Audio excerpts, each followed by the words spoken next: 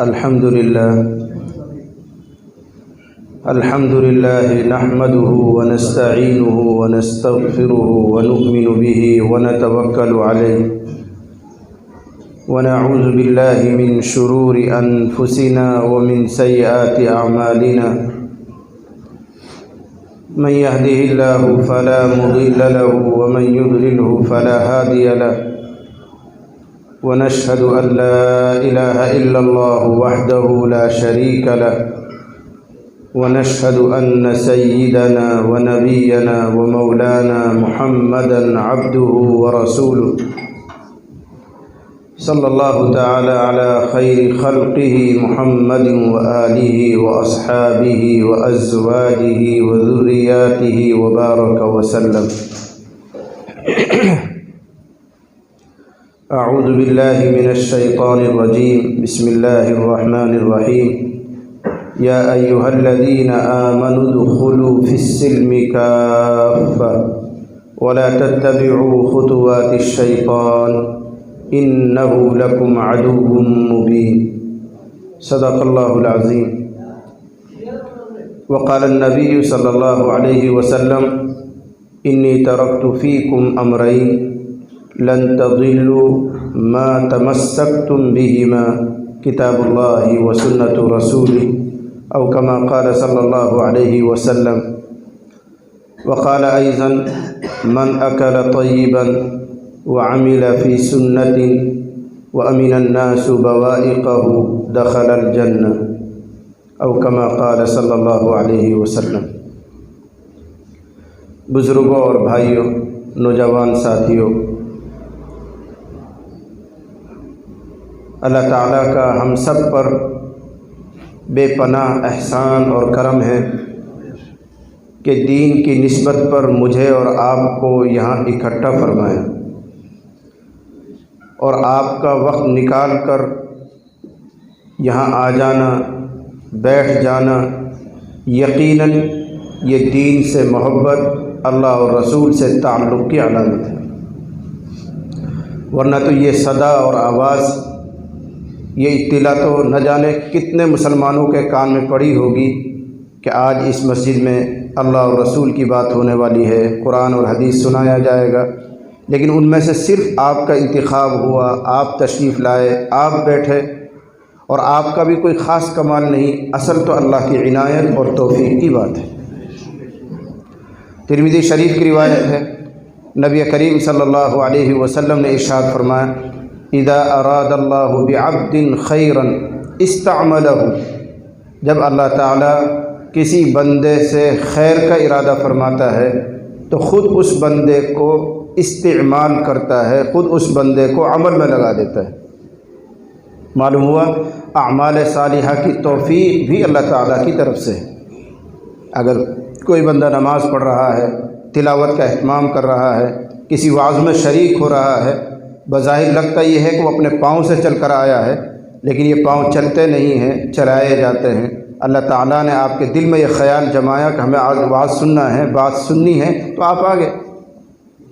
بہرحال آپ آئے، اللہ آپ کے بیٹھنے کو قبول فرمائے، سننے کو قبول فرمائے، اور جس محبت سے آپ یہاں بیٹھے ہیں اللہ تعالیٰ اسی محبت کے ساتھ، اسی فضل اور کرم کے ساتھ مجھے بھی، آپ کو بھی، سب کو ایک ساتھ بلا حساب کتاب جنت میں شامل فرما دے۔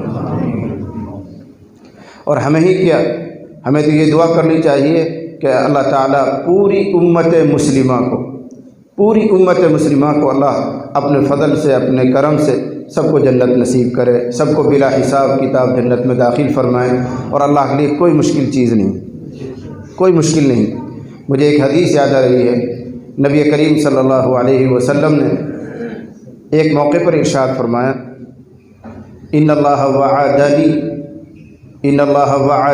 وعدنی ان يدخل الجنة من امتی 400,000 بلا حساب۔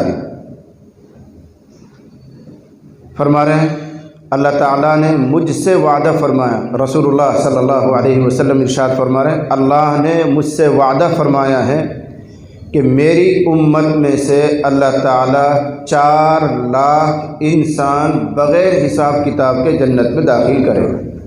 4 لاکھ، جن سے کچھ پوچھ گچھ نہیں، کچھ معلومات نہیں، کوئی سوال نہیں۔ لیکن آپ غور کریں، یہ 4 لاکھ تعداد بہت تھوڑی ہوتی ہے۔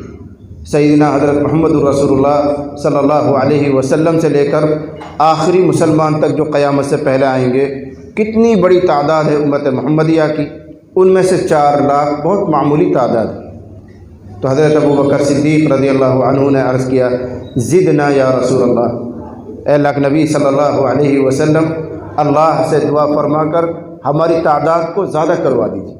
یہ 4 لاکھ تو بہت معمولی ہوتے ہیں، بہت تھوڑے ہوتے ہیں۔ زدنا یا رسول اللہ، اے اللہ کے نبی صلی اللہ علیہ وسلم، دعا فرما کر اللہ تعالیٰ سے اس میں گنجائش کروائیے، اضافہ کروائیے۔ تو نبی کریم صلی اللہ علیہ وسلم نے ارشاد فرمایا، وَهَكَذَا، ایسے 2 ہاتھ، عربی میں اس کو لب بنا یعنی حسا بین یدیہ عربی کی تعبیر ہے، اور اردو میں اس کو لب بنانا کہتے ہیں۔ تو نبی کریم صلی اللہ علیہ وسلم نے یہ دونوں ہاتھ ملائے اور ارشاد فرمایا کہ اللہ تعالیٰ میری امت میں سے 4 لاکھ اور ایسے 2 ہاتھوں سے بھر کر بلا حساب کتاب جنت میں داخل کرے گا۔ یہ میرے ہاتھ ہیں، یہ تو میرے ہاتھ ہیں، وہ اللہ کے ہاتھ ہیں۔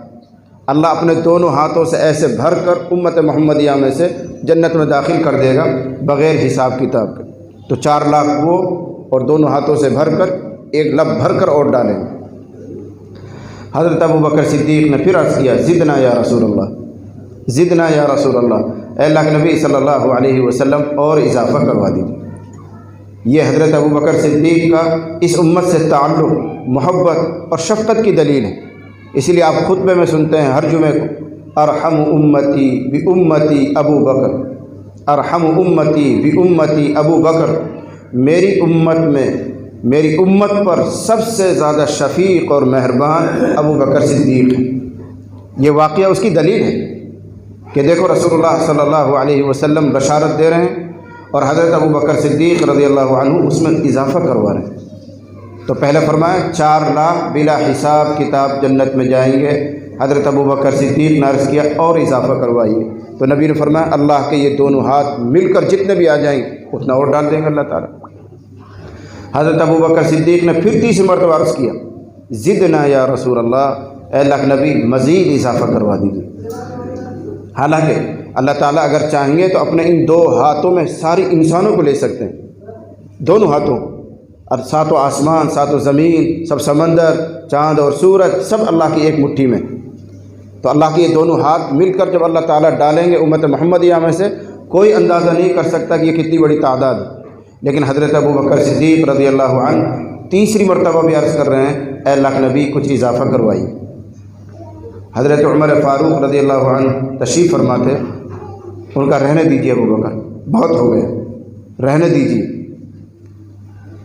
تو حضرت ابو بکر صدیق نے عرض کیا، اگر اللہ تعالی ہم سب کو جنت میں داخل کرے تو تمہیں کیا تکلیف ہے؟ حضرت ابو بکر صدیق کہہ رہے ہیں اگر اللہ تعالی ہم سب کو، پوری امت محمدیہ کو جنت میں داخل فرما دیں تو تمہیں کیا تکلیف ہے؟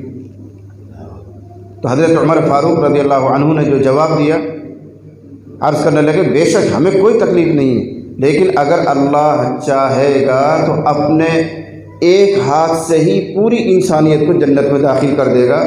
بار بار اصرار کر کے نبی علیہ الصلوۃ والسلام کو تم زحمت کیوں دے رہے؟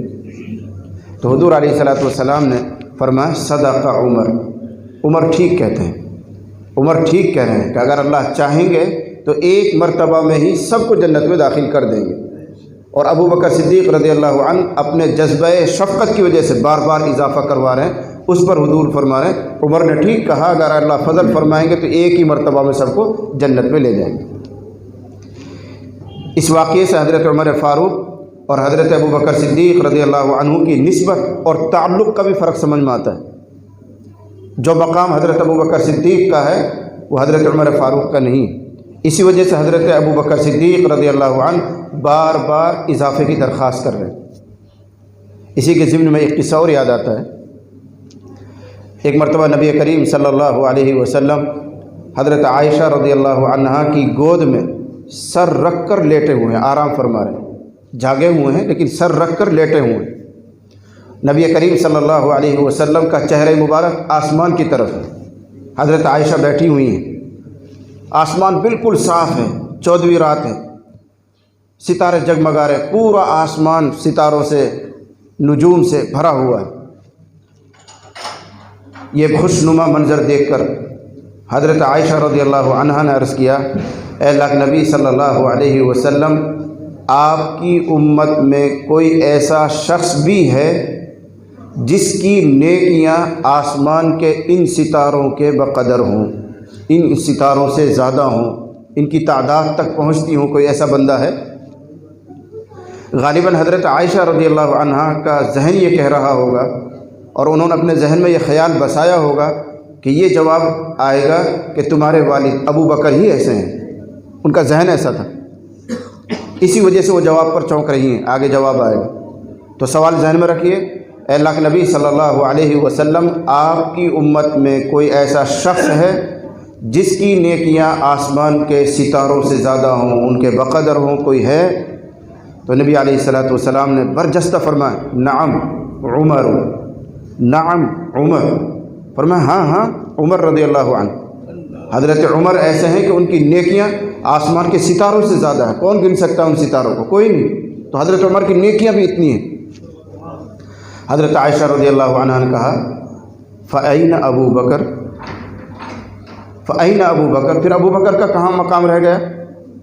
یہ سوال حضرت عائشہ کا بتا رہا ہے کہ حضرت عائشہ رضی اللہ عنہا اپنے ذہن میں یہ جواب سوچی ہوئی تھی کہ حضور یہ فرمائیں گے کہ یہ مقام تو ابو بکر کا ہے کہ جن کی نیکیاں آسمان کے بھرے ہوئے ستاروں سے زیادہ ہو، لیکن جواب آیا الٹا۔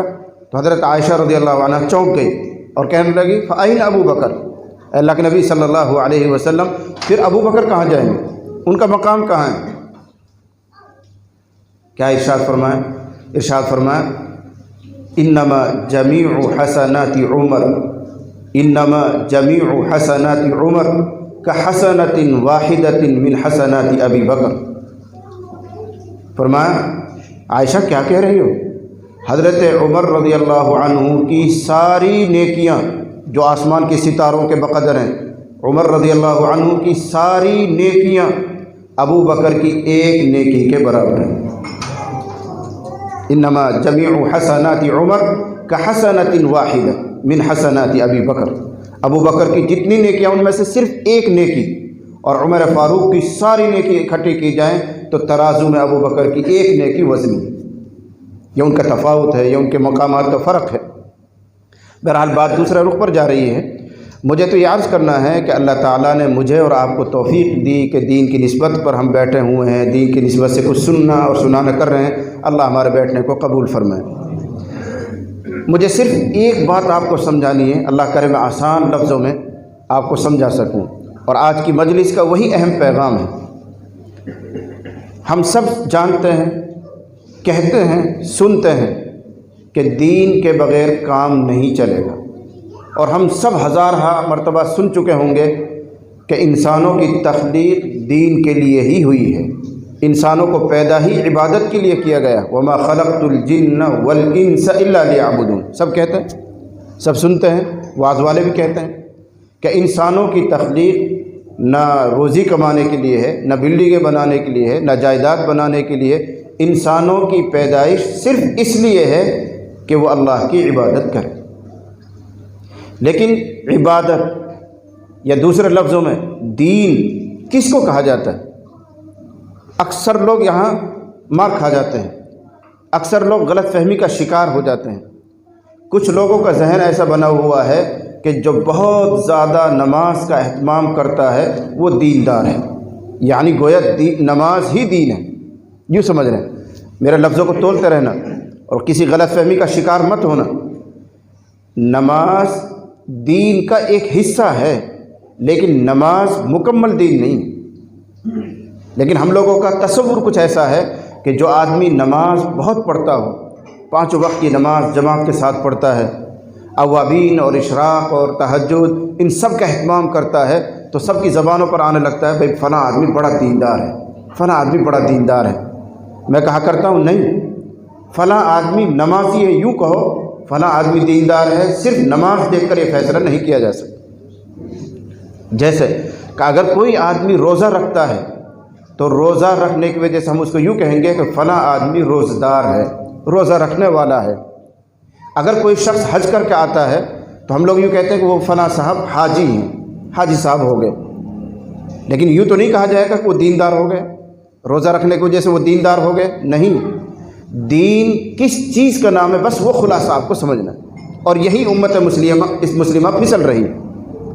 ہر ایک نے ایک ایک چیز کو پکڑ لیا ہے۔ کوئی کثرت سے تلاوت کرتا ہے تو سمجھتا ہے کہ میں دیندار ہوں، وہ بہت زیادہ کوئی تسبیحات کا اہتمام کرتا ہے تو اس کا ذہن کہتا ہے کہ میں دیندار ہوں، کوئی نماز کا اہتمام کر رہا ہے تو وہ خود بھی اور دوسرے لوگ بھی سمجھتے ہیں فلاں آدمی دیندار ہے۔ نہیں، وہ دین کے ایک شعبے پر، ایک حصے پر عمل کر رہا ہے، ابھی 4 حصے باقی۔ اگر اس کی تفصیل کروں گا تو بہت وقت چاہیے۔ آسان لفظوں میں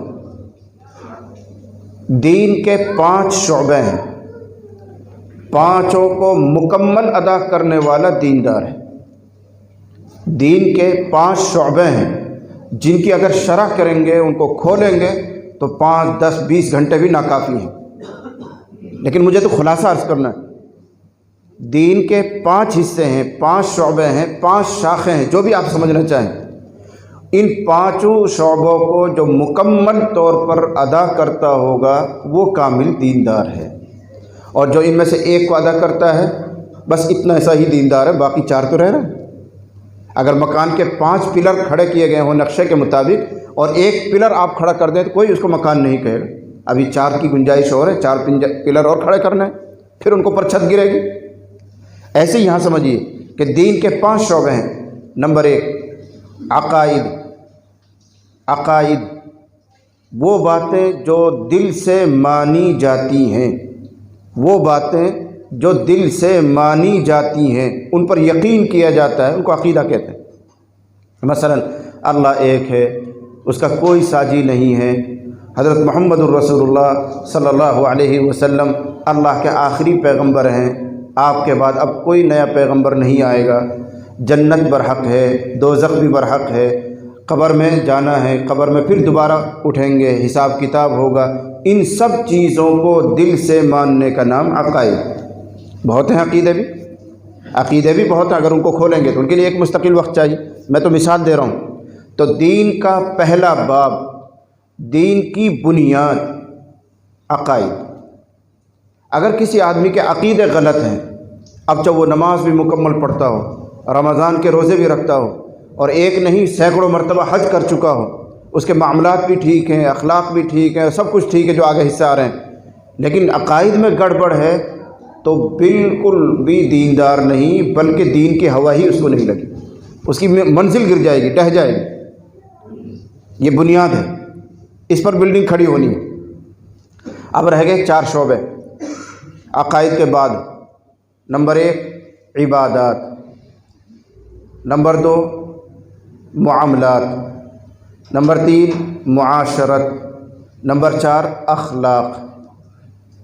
عقائد اس کو الگ کر دیجیے، لا الہ الا اللہ محمد الرسول اللہ، یہ عقیدہ ہے، اللہ کے علاوہ کوئی معبود نہیں، وہی لائق عبادت ہے، وہی خالق ہے، وہی مالک ہے، وہی رازق ہے، وہی دینے والا ہے، وہی زندہ کرتا ہے، سب بیان کرتے ہیں، جانتے ہیں ماشاءاللہ۔ اب اس کے بعد 4 چیزیں رہ جاتی ہیں۔ عبادات، عبادت کیا معنی کیا اور اس کا خلاصہ کیا؟ نماز، روزہ، زکوٰۃ، حج، تلاوت، تسبیحات، عمرہ کرنا، ان کو ہی ہم عبادت کہتے ہیں۔ لیکن یاد رکھنا آسان لفظوں میں، عبادت نام ہے اللہ کی اطاعت کا، اللہ کی فرم برداری کا۔ جس وقت اللہ تعالیٰ جو حکم دے اس کو پورا کرنا، یہی عبادت ہے، اور جس وقت جس چیز سے منع کر دیں اس سے رک جانا، یہ عبادت ہے۔ اور یہ میں نہیں کہہ رہا ہوں، جناب رسول اللہ صلی اللہ علیہ وسلم نے ایک موقع پر حضرت ابوبکر صدیق، حضرت ابو ہریرہ رضی اللہ عنہ کو 7 باتیں ارشاد فرمائی ہیں، ان میں سے پہلا نمبر یہی ہے، پہلا نمبر یہی ہے۔ کیا فرمایا تھا؟ اے ابو ہریرہ تقوی اختیار کرنا، اللہ کا خوف کرنا، تم سب میں، سارے لوگوں میں سب سے بڑے عابد ہو جاؤ گے۔ اتق اللہ تکن اعبد الناس، اللہ کا خوف کرنا، اللہ سے ڈرنا، بس تم لوگوں میں سب سے بڑا عابد ہو جاؤ۔ تو عبادت نام ہے اللہ کی اطاعت کا، فرم برداری کا۔ جس وقت جو حکم ملے وہ کرو، اپنی مرضی سے کچھ کرنا اس کا نام عبادت نہیں۔ اب ایک مثال دیتا ہوں میں آپ کو۔ ہم نماز پڑھتے ہیں، ابھی پڑھیے اور اللہ کی توفیق سے آئندہ بھی پڑھیں گے۔ اہم عبادت ہے، اسلام کی بنیادی عبادت ہے، بڑا اہم رول ہے نماز کا۔ نبی کریم صلی اللہ علیہ وسلم نے ارشاد فرمایا من ترک الصلاۃ متعمدا فقد کفر، جو نماز جان بوجھ کر چھوڑ دیتا ہو ایسا جیسے اس نے کفر کر دیا، وہ کافر ہو گیا، یہ رسول اللہ فرما رہے ہیں۔ تو اتنی اہمیت کی حامل ہے یہ عبادت۔ لیکن بعض وقت ایسے آتے ہیں کہ اللہ تعالیٰ نے منع فرمایا کہ اس وقت نماز نہ پڑھو، تو اس وقت نماز نہ پڑھنا ہی عبادت ہے۔ جس وقت اللہ کہیں پڑھو نماز تو نماز پڑھنا عبادت، جس وقت اللہ منع فرما دے تو نماز سے رک جانا ہی عبادت۔ میں آپ سے پوچھتا ہوں، جب سورج اگ رہا ہو، مشرق کی طرف سے سورج نکل رہا ہو، تو سب جانتے ہیں، ساری امت مسلمہ اس مسئلے کو جانتی ہے کہ اس وقت نماز پڑھنا منع ہے۔ جب سورج ڈوب رہا ہو اس وقت نماز پڑھنا منع ہے۔ جب سورج بیچ آسمان پر ہو، بالکل بیچ آسمان پر، ابھی زوال نہیں ہو رہا ہے، اس سے پہلے نماز پڑھنا منع ہے۔ اب اگر ان 3 وقتوں میں کوئی بندہ نماز پڑھنے لگ جائے تو بتائیے وہ عبادت کر رہا ہے یا گناہ کر رہا ہے؟ گناہ کر رہا ہے، اس کو کوئی ثواب ملنے والا نہیں۔ ان مثالوں سے آپ سمجھ سکتے ہیں کہ اصل عبادت اللہ کی اطاعت کا نام ہے۔ جس وقت اللہ نے کہا نماز نہ پڑھو تو اب نہ پڑھنا ہی عبادت۔ بیٹھ کر انتظار کر رہے ہیں کہ 10 منٹ سورج باہر ہو جائے گا، بلند ہو جائے گا، تب نماز پڑھیں گے، یہ بیٹھنا اور انتظار کرنا ہی عبادت ہے۔ اس سے معلوم ہوا کہ عبادت نام ہے اللہ کی اطاعت کا۔ ایک اور مثال دوں، رمضان المبارک میں ہم سب روزہ رکھتے ہیں، اس کے تعلق سے ایک حدیث قدسی ہے۔ نبی کریم صلی اللہ علیہ وسلم ارشاد فرما رہے ہیں، اللہ نے فرمایا۔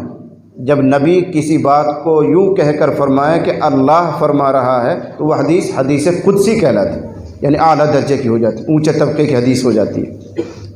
اللہ کیا فرما رہے ہیں؟ احب عبادی الی اعجلہم فطرہ، میرے بندوں میں میرے نزدیک سب سے زیادہ محبوب، میرا قریبی، میرا پسندیدہ وہ بندہ ہے جو افطار کرنے میں جلدی کرے۔ سمجھ میں آ رہی ہے حدیث؟ میرے بندوں میں میرے نزدیک سب سے محبوب وہ ہے جو افطار کرنے میں جلدی کرے۔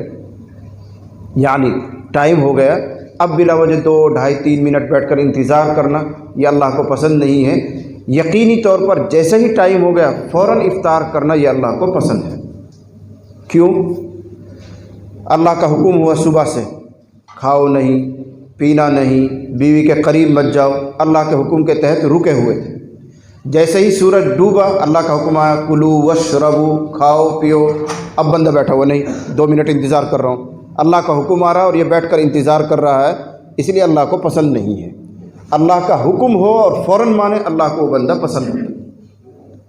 ہم لوگ یہ سمجھتے ہیں کہ نہیں 2 منٹ اور بیٹھ کے انتظار کر لیں اور 3 منٹ انتظار کریں، 2 منٹ کا ثواب اور ملے گا۔ ثواب نہیں ملے گا، ثواب اس وقت ملتا ہے جب یقینی طور پر غروب ہونے کے فوراً بعد بندہ افطار کرنے میں جلدی کرتا ہے، اس لیے کہ اللہ کو وہ بندہ پسند آ رہا ہے۔ کیوں؟ یہ اس بات کا ثبوت ہے کہ اللہ ہم تیری روزی کے محتاج ہیں، پینے کے محتاج ہیں، تیرا حکم تھا تو ہم پابند تھے، رکے ہوئے تھے، لیکن جیسے ہی آپ کا حکم آیا تو ہم کھانے کی طرف دوڑ کر لپک کر چلتے ہیں، کھانے کے محتاج ہیں۔ تو بندہ اپنی بندگی ظاہر کر رہا ہے، اس کا نام عبادت ہے۔ تو اپنے شوق سے کچھ کرنا یا رسم و رواج کے تحت کچھ کرنا اس کا نام دین نہیں ہے، بلکہ اللہ کی اطاعت کا نام ہی دین اور عبادت ہے۔ جس وقت جو حکم ملے، اس کو تھوڑا سا اور بڑھا دیجیے، 1 نمبر اور بڑھا دیجیے تاکہ بات اور کھل جائے۔ اللہ کی اطاعت، اللہ کی فرم برداری یہ دین ہے، لیکن اطاعت اس طرح جس طرح محمد الرسول اللہ صلی اللہ علیہ وسلم نے کر کے دکھائی۔ اگر آپ اپنے طور طریق پر اللہ کی اطاعت کریں، اللہ کی فرما برداری کریں تو وہ عبادت نہیں، بلکہ اللہ کی فرما برداری، اللہ کی اطاعت اس طریق پر، اس نہج پر، اس طریقے پر جو محمد الرسول اللہ نے کر کے دکھایا، تب وہ اطاعت دین بنے گی، تب وہ فرما برداری دین ہے۔ ایک مثال عرض کروں، آپ 4 رکعت کی نماز پڑھتے ہیں اور آپ سب جانتے ہیں کہ 4 رکعت والی نماز میں 2 رکعت پڑھ کر اتحیات کے لیے بیٹھنا پڑتا ہے، اور صرف اتحیات کا پڑھنے کا حکم ہے، آگے درود شریف یا دعا پڑھنے کی اجازت نہیں، پہلے قاعدے میں۔ اس کے بعد کھڑے ہو جاتے ہیں، 2 رکعت اور پڑھتے ہیں، آخری قاعدے میں بیٹھیں گے تو اتحیات بھی پڑھیں گے، درود بھی پڑھیں گے، دعا بھی پڑھیں گے، پھر سلام پھیریں گے۔ یہی تو طریقہ ہے۔ اگر کوئی بندہ، کوئی نمازی پہلے قاعدے میں اتحیات سے فارغ ہو کر تھوڑا سا ایک جملہ بڑھا دے، اللہم صلی علی محمد، اتنا پڑھ دے، اور فوراً اس کو یاد آیا میں کیا کر رہا ہوں، پہلے قاعدے میں تو صرف اتحیات پڑھنی ہے، میں درود کیوں پڑھ رہا ہوں، اس کو یاد آ گیا اور کھڑا ہو گیا۔ پھر اس نے 2 رکعت پڑھی، قاعدہ اخیرہ میں جو کچھ اس کو پڑھنا تھا وہ پڑھا اور سلام پھیر دیا، تو سارے علماء کہیں گے نماز نہیں ہوئی۔ کیا گناہ کر دیا؟ نماز پڑھی ہے، تلاوت بھی کی ہے، سورہ فاتحہ بھی پڑھی ہے، کوئی سورت بھی ملائی ہے، رکعتیں بھی ہوئی ہیں، سجدے بھی ہوئے ہیں، رکوع بھی ہوئے، سب کچھ ہوا، غلطی کیا ہو گئی؟ اس نے قاعدہ اولا میں اتحیات پڑھنے کے بعد تھوڑا سا درود فالتو پڑھ دیا، یہ نبی کریم صلی اللہ علیہ وسلم کے طریقے کے خلاف ہو گیا، اس لیے یہ ماننا رسول اللہ کے طریقے پر نہیں ہوا، اس لیے اللہ اس نماز کو پسند نہیں کرے گا، قبول نہیں کرے گا۔ پھر اس کو صحیح کرنے کا کیا طریقہ تھا؟ طریقہ یہ تھا کہ آخر میں آپ کو سجدہ سہو کرنا چاہیے تھا۔ اگر سجدہ سہو کر لیتے نماز ٹھیک ہو جاتی، اور سجدہ سہو گویا اللہ کے سامنے اعتراف کرنا ہے کہ اللہ مجھ سے بھول ہو گئی، مجھ سے غلطی ہو گئی، میں نبی کے طریقے سے ذرا سا ہٹ گیا تھا، مجھے معاف کر دیجئے۔ اللہ کے سامنے جھک گئے 2 سجدہ سہو کر کے تو اللہ درگزر کر دیتے ہیں۔ لیکن اگر سجدہ سہو ہی نہیں کیا اس نے تو نماز نہیں ہوئی، وقت کے اندر واجب الیاد ہے۔ تو اب سلسلہ یوں بنا کہ دین اور عبادت نام ہے اللہ کی اطاعت، فرما برداری کا، لیکن اپنے طریقے پر نہیں، محمد الرسول اللہ کے طریقے پر۔ جیسے وہ نماز پڑھیں اس طرح پڑھو، جیسے وہ زکوٰۃ ادا کرتے تھے ویسے ادا کرو، جیسے انہوں نے حج کیا اس طرح حج کرو۔ اپنے طور پر نئے طریقے سے کوئی آدمی حج کرنے لگے، حج قبول نہیں ہوگا۔ بلکہ حضرت صلی اللہ علیہ وسلم کو بھیجا ہی اسی مقصد کے لیے گیا تھا۔ دنیا میں آپ صلی اللہ علیہ وسلم کو بھیجنا اسی لیے ہوا ہے کہ جو کچھ قرآن کہے گا اس کا نمونہ محمد الرسول اللہ کی ذات ہیں۔ قرآن تم سے کہے گا نماز پڑھو، قرآن تمہیں بتائے گا زکوٰۃ ادا کرو، قرآن تم سے کہے گا حج کرو، قرآن تم سے کہے گا تسبیحات پڑھو، قرآن تم سے کہے گا ماں باپ کے حقوق ادا کرو، لیکن وہ کس طرح ادا کرنے ہیں، کیسے نماز پڑھی جائے گی، محمد الرسول اللہ ایک ایک چیز کو تمہیں کر کے دکھائیں گے۔ یہ نمونہ ہے، اللہ کی مانو جو قرآن میں اس کو تسلیم کرو، لیکن محمد الرسول اللہ کے طریقے سے تسلیم کرو۔ اسی لیے نبی نے ارشاد فرمایا ایک موقع پر، کل امتی یدخلون الجنت الا من ابا، بہت معروف روایت بخاری مسلم کی ہے، کل امتی یدخلون الجنت الا من ابا، میری پوری امت جنت میں جائے گی، میری پوری امت جنت میں جائے گی۔ یہ سن کر بڑی مسرت ہوتی ہے، خوشی ہوتی ہے، لیکن اگلا ایک جملہ بھی ہے، کبھی کبھی بات بگڑ جاتی ہے درمیان میں رکنے سے، جیسے قرآن کریم میں ہے یا ایھا الذین آمنوا لا تقربوا الصلاۃ۔ اگر کوئی آدمی یہاں آیت کر دے، رک جائے، وقفہ کر دے، تو مضمون بالکل خراب ہو جاتا ہے۔ کیا ترجمہ ہوگا؟ یا ایھا الذین آمنوا لا تقربوا الصلاۃ، اے ایمان والو نماز کے قریب مت جایا کرو۔ نوجوانوں کو تو مستی آ جائے گی، اچھا یار نماز کے قریب جانے کا حکم نہیں، یہ بیچ میں وقفہ کرنے سے معنی خراب ہو، آگے جوڑ دو اس کو، تب بات پوری ہوگی۔ یا ایھا الذین آمنوا لا تقربوا الصلاۃ وانتم سکارا، اے ایمان والو نشے کی حالت میں نماز کے قریب مت جایا کرو۔ اور یہ اس وقت کی آیت ہے جب تک شراب حرام نہیں ہوئی تھی، لوگ شراب پیا کرتے تھے، ابھی اسلام نے پابندی نہیں لگائی تھی، تو شراب پی کر بھی مسجد میں آ جاتے تھے، اس وقت یہ حکم آیا۔ تو مجھے صرف یہ سمجھانا ہے کہ کبھی کبھی ادھر ادھر رک جانے سے بات خراب ہو جاتی ہے۔ ایسے اس حدیث میں نبی ارشاد فرما رہے ہیں کہ میری پوری امت جنت میں جائے گی الا من ابا، مگر جو شخص جنت میں جانے سے انکار کرے، جو خود ہی نہ چاہے، خود ہی انکار کر دے، اللہ زبردستی اس کو جنت میں داخل نہیں کرے گا، ویسے میری پوری امت جنت میں جائے گی۔ اب سوال یہ ہے کہ کوئی بھی انکار نہیں کرتا، شرابی ہو، کبابی ہو، زانی ہو، بے نمازی ہو، کبھی بھی مسجد کا اس نے منہ نہ دیکھا ہو، اس سے بھی پوچھو تو وہ بھی جنت چاہتا ہے، اس کی بھی تمنا یہ ہے کہ مجھے جنت ملے، میرا کوئی حساب کتاب نہ ہو، میرا قبر کا مسئلہ آسان ہو جائے، اس کی تمنا بھی یہی ہے۔ تو پھر کس کو مانا جائے کہ وہ جنت میں جانا چاہ رہا ہے اور کون ایسا ہے کہ جنت میں نہیں جانا چاہ رہا ہے؟ فیصلہ کیسا ہوگا؟ میری بات کو دھیان سے سنتے رہنا۔ تو نبی ارشاد فرما رہے ہیں کہ میری پوری امت جنت میں جائے گی الا من ابا، مگر وہ جو جانے سے انکار کرے۔ اب سوال یہ کہ جانے سے تو کوئی انکار نہیں کرتا، سب چاہتے ہیں، ہر کلمہ پڑھنے والا، ہر مسلمان، کسی بھی معاشرے کا رہنے والا ہو، کتنا ہی گناہ گار اور پاپی ہو، سب چاہتے ہیں کہ جنت میں جائے، پھر ہم کس کو کہیں کہ انکار کرنے والا ہے؟ تو حضرت صلی اللہ علیہ وسلم سے پوچھا گیا، اے اللہ کے نبی کون ہے انکار کرنے والا؟ کون ہے انکار کرنے والا جو آپ فرما رہے ہیں کہ سب جنت میں جائیں گے مگر وہ جو انکار کرے؟ تو انکار کرنے والا کون؟ ارشاد فرمایا، من اطاعنی دخل الجنہ ومن عصانی فقد ابا ومحمد فرق۔ کیا فرمایا؟ جو میری مان لے، جو میری اطاعت کر لے، جو میری پیروی کر لے، وہ جنت میں داخل ہو گیا، اور جو میری نافرمانی کرتا ہے وہ انکار کرنے والا ہے۔ یہ ہے معیار، جو محمد الرسول اللہ کا انکار کرے وہ ہے اصل جنت کا انکار کرنے والا، جو محمد الرسول اللہ کے طریقے کو چھوڑ دے وہ ہے اصل میں جنت میں جانے سے انکار کرنے والا۔ من عصانی، جو میری نافرمانی کرے وہ جنت میں جانے سے انکار کر رہا ہے۔ اب آسان ہو گیا، ہر آدمی اپنے بارے میں جھانک کر دیکھ سکتا ہے کہ میں اپنی زندگی میں محمد الرسول اللہ کی کہاں تک اطاعت کر رہا ہوں، میری شکل محمد الرسول اللہ جیسی شکل ہے کہ نہیں، میرا لباس محمد الرسول اللہ جیسا ہے یا نہیں، میری نماز، میری زکوٰۃ، میرا حج، میرا رہن سہن، بیوی کے حقوق، ماں باپ کے حقوق اس طرح ہیں جس طرح محمد الرسول اللہ ادا کرتے تھے، تو میں جنت میں جانے والا ہوں۔ اور اگر میں اس طرح نہیں ہوں، میرا طریقہ بدلا ہوا ہے، تو نبی ارشاد فرما رہے ہیں کہ وہ انکار کر رہا ہے۔ اسی کے آگے ایک دوسری حدیث اور ہے، وہ بھی یاد آ رہی ہے۔ ایک مرتبہ ایسا ہوا کہ نبی علیہ الصلوۃ والسلام لیٹے ہوئے ہیں، آنکھیں آپ نے بند کی ہوئی ہیں، بعض محدثین کے نزدیک آپ سو رہے ہیں، آرام فرما رہے ہیں،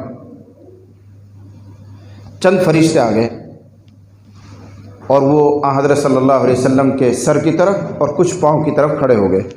فرشتے چارپائی کے سرانے اور پائیں کی کھڑے ہو گئے۔ اب یہ فرشتے آپس میں بات کر رہے ہیں اور کیا کہہ رہے ہیں؟ ان لصاحبکم ھذا مثلا فاضربوہ لہ۔ یہ فرشتے آپس میں کلام کر رہے ہیں، کہہ رہے ہیں تمہارے اس ساتھی کی، اس نبی کی ایک عجیب سی مثال ہے، وہ بیان کرو۔ تو دوسرے فرشتے نے کہا انہ نائم، یہ تو سو رہے ہیں، مثال بیان کرنے سے فائدہ کیا ہوگا؟ اصل تو ان کو سنانا تھا، آپ تو آرام فرما رہے ہیں، تو مثال دینے سے فائدہ کیا ہوگا؟ دوسرے فرشتے نے کہا ادھر سے سامنے سے، ان العین نائم والقلب یقظان، آنکھ سو رہی ہے، دل جاگ رہا ہے۔ محمد الرسول اللہ کی آنکھیں سو رہی ہیں، دل ان کا بیدار ہے، تم بیان کرو وہ سنیں گے اور وہ سمجھیں گے، کہو کیا مثال ہے ان کی۔ اب وہ مثال بیان کر رہے ہیں، کہنے لگا سامنے والا فرشتہ پاؤں کی طرف والا، مثلہ کمثل رجل بنا دارا، مثلہ کمثل رجل بنا دارا وجعل فيها مأدبة وبعث داعيا فمن اجاب الداعی دخل الدار واکل من المأدبہ۔ یہ حدیث کے لفظ ہیں۔ کیا مثال دے رہے ہیں کہ ان محمد الرسول اللہ کی مثال اس طرح ہے جیسے کسی آدمی نے شاندار محل بنایا، گھر بنایا۔ جب گھر بن کر مکمل ہو گیا تو لوگوں کو ناشتہ کرانے کے لیے، کھانا کھلانے کے لیے، ضیافت کرنے کے لیے، اپنا مکان کی زیارت کرانے کے لیے گھر میں ایک دسترخوان لگایا۔ ہر آدمی کو شوق ہوتا ہے کہ لوگ میرا مکان دیکھیں، دعائیں دیں، تعریف کریں۔ تو وہی مثال رسول اللہ صلی اللہ علیہ وسلم دے رہے ہیں، فرشتے دے رہے ہیں کہ محمد الرسول اللہ کی مثال اس طرح ہے جیسے کسی آدمی نے کوئی مکان بنایا، مکان بنانے کے بعد دسترخوان لگایا، اس پر کھانے کی چیزیں رکھی، وبعث داعیا، اور بلانے کے لیے ایک آدمی باہر بھیجا کہ بھائی جو بھی ملے اس کو کہو آ جائیں، ذرا سا ناشتہ کر لیں، آ جائیں کھانا کھا لیں، جو بھی ملے اس سے کہو۔ اب باہر آدمی کھڑا ہو کر دعوت دے رہا ہے، جو بھی گزرتا ہے، آؤ بھائی آؤ، آؤ بھائی آؤ، فلاں کے مکان پہ دعوت ہے، آؤ بھائی وہاں ناشتہ چل رہا ہے، آئیے وہاں کچھ لے لیجیے، ہر ایک کو دعوت دے رہا ہے۔ اب کیا ہوگا؟ کچھ لوگ وہ ہیں جو اس بلانے والے کی سنیں گے ہی نہیں، ان کو اتنی جلدی ہے، اتنی مشغولی ہے، توجہ ہی نہیں کریں گے، نکل کر باہر چلے جائیں گے۔ کچھ لوگ وہ ہیں جو رک کر سنیں گے، کیا کہہ رہا ہے بھائی یہ کام ہے، وہاں گھر میں دسترخوان لگا ہوا، فلاں صاحب کا مکان بنا، چلیے ذرا سا کچھ کھا لیجیے۔ سنا تو صحیح اس نے، لیکن کہیں نہیں مجھے ٹائم نہیں، آگے گزر جائے گا۔ اور تیسرا آدمی وہ ہوگا جو ٹھہرے گا، بات کو سنے گا اور سمجھے گا، اور سمجھ کر پھر وہ مکان کی طرف آئے گا، وہاں دسترخوان پر بیٹھے گا، اور جو کچھ اس کے مقدر میں وہ کھائے گا۔ یہی تو ہوتا ہے۔ یہ مثال فرشتے نے دی۔ اب دوسرا فرشتہ کہہ رہا ہے کہ تم نے مثال تو دے دی، اولوہا لہو، اس مثال کا مطلب بھی بیان کرو تاکہ محمد الرسول اللہ اس مثال کو سمجھ جائیں اور پھر امت کو بتائیں۔ اولوہا لہو یفقہھا، محمد الرسول اللہ کے سامنے جو تم نے مثال دی ہے اس کی تعویل کرو، اس کا مطلب بیان کرو۔ پھر وہ یہ اعتراض کیا سامنے والے نے کہ محمد الرسول اللہ تو سو رہے ہیں، مثال کا مطلب بیان کرنے سے فائدہ کیا ہوگا؟ اس نے جواب دیا صرف آنکھیں سو رہی ہیں، دل جاگ رہا ہے، تم نے جو مثال دی تھی وہ بھی انہوں نے سن لی ہے، اور اب تم مطلب بیان کرو گے اس کو بھی وہ سن لیں گے، مطلب بیان کرو۔ اب جو مطلب بیان کیا انہوں نے وہ دھیان سے آپ کو سننا ہے۔ ارشاد فرمایا فرشتے نے کہ اس مثال کا مطلب یہ ہے کہ اللہ تعالیٰ نے ایک شاندار محل بنایا ہے، شاندار مکان بنایا ہے جس کو جنت کہتے ہیں۔ پھر اس جنت میں اللہ تعالیٰ نے بے پناہ نعمتیں رکھی ہیں، پھل بھی ہیں، بیوی بھی ہیں، مکانات بھی ہیں، نہریں بھی ہیں، پرندے بھی ہیں، نہ جانے کتنی نعمتیں اللہ تعالیٰ نے اس میں رکھی ہیں۔ اب اللہ کا مکان تیار ہے، جنت، اللہ کی جنت میں دسترخوان تیار ہے۔ اس دسترخوان کی طرف بلانے کے لیے اللہ تعالیٰ نے محمد الرسول اللہ کو دنیا میں بھیجا ہے۔ فمن اجاب محمدًا، بس جو محمد کی سنے گا، سمجھے گا، عمل کرے گا، وہ اللہ کے مہمان خانے تک پہنچے گا اور کھائے گا۔ اور جو محمد الرسول اللہ کی سنے گا ہی نہیں، جیسے کافر نہیں سنتا، یا وہ شخص جو سنے گا لیکن عمل نہیں کرے گا جیسے آج کا مسلمان، تو وہ جنت تک نہیں پہنچ پائے گا، وہ دسترخوان سے نہیں کھائے گا۔ بات سمجھ میں آ رہی؟ تو دین نام ہے اللہ کی اطاعت کا، اور اس کے ساتھ کیا جوڑنا ہے؟ محمد الرسول اللہ کے طریقے پر، اپنے طریقے سے اگر آپ ماننا چاہیں، اپنے طریقے سے نماز پڑھیں، اپنے طریقے سے زکوٰۃ ادا کریں، اپنے طریقے سے زندگی کی اسٹائل آپ طے کریں، یہ ایمان نہیں، یہ اسلام نہیں، یہ آپ کے من کی چیز ہے، یہ آپ کی خواہشات ہیں، یہ آپ کا نفس ہے۔ مسلمان وہ ہوتا ہے جو اپنی انا کو مٹا دیتا ہے، اپنے نفس کو مٹا دیتا ہے، اور اپنے آپ کو مکمل قرآن اور حدیث کے تابع کر دیتا ہے۔ نبی کریم صلی اللہ علیہ وسلم کی حدیث بھی مجھے یاد آ رہی ہے، آپ نے ارشاد فرمایا لا یؤمن احدکم حتی یکون ہواہ تبعا لما جئت بہ، بہت اعلیٰ درجے کی روایت۔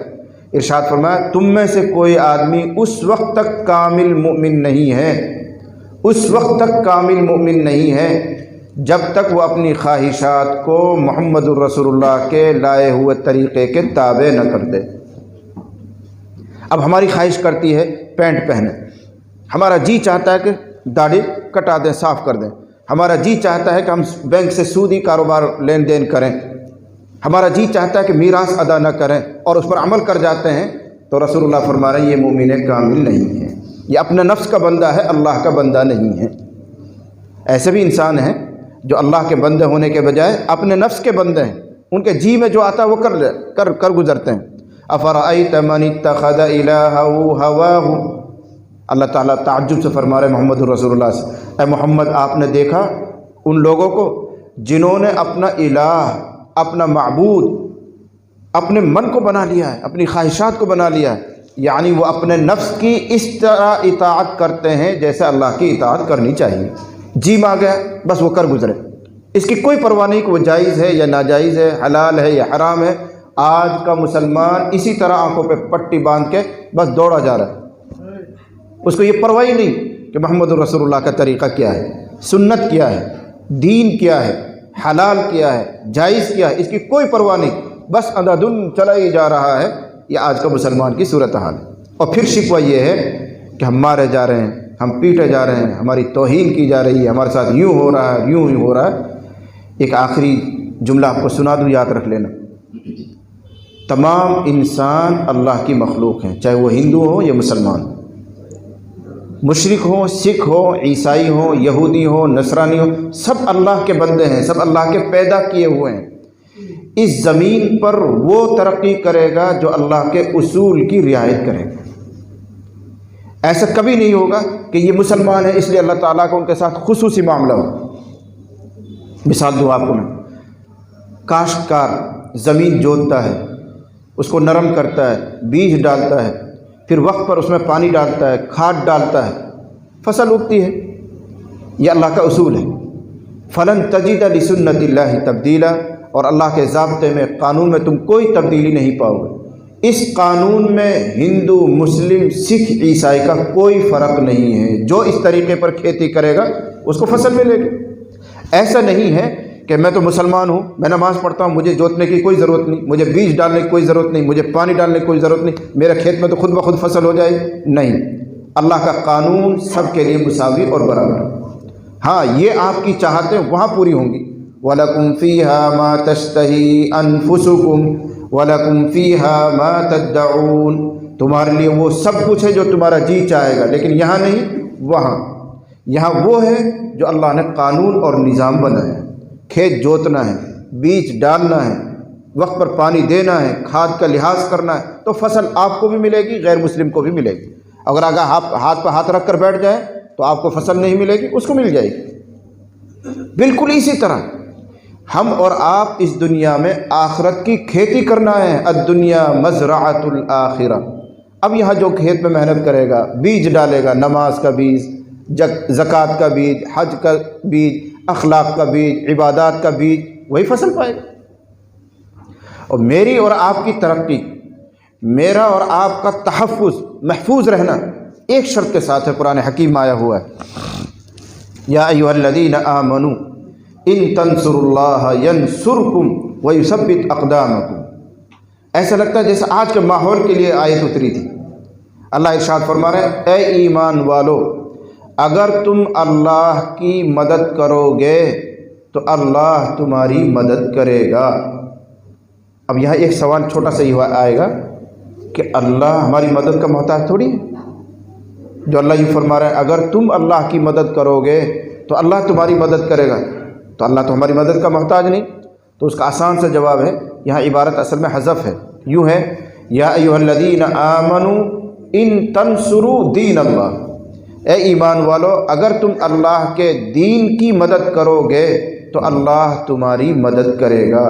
یعنی مسلمانوں کا باقی رہنا، ان کی جان، مال، آبرو کی حفاظت، ان کی عزت کی حفاظت اس شرط کے ساتھ ہے کہ مسلمان اپنے دین کی مدد کرتے ہوں، تو اللہ تمہاری مدد کرے گا۔ اور اگر مسلمان اپنے دین سے ہاتھ کھینچ لے، اپنے دین کی پرواہ وہ نہ کرے، اپنے دین کی مدد وہ نہ کرے، تو اللہ بھی اپنی نصرت اور مدد کو واپس لے لیتا ہے۔ یہ قرآن کا ضابطہ ہے۔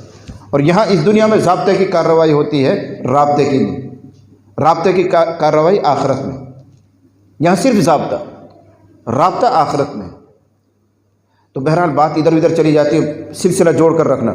میں کہہ رہا ہوں کہ دین کے 5 شعبے ہیں۔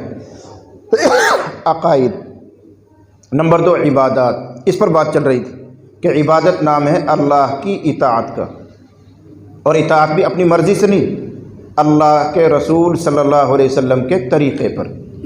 حضرت صلی اللہ علیہ وسلم کو نمونہ بنا کر ہی بھیجا گیا ہے۔ آئیڈیل بنا کر بھیجا گیا ہے، مثال بنا کر بھیجا گیا ہے، جو کچھ بھی تمہیں کرنا ہے اس طرح کرو جیسے محمد رسول اللہ نے کر کے دکھایا۔ اس پر میں ایک قصہ سناتا رہتا ہوں ہر جگہ، آپ کو بھی سنو۔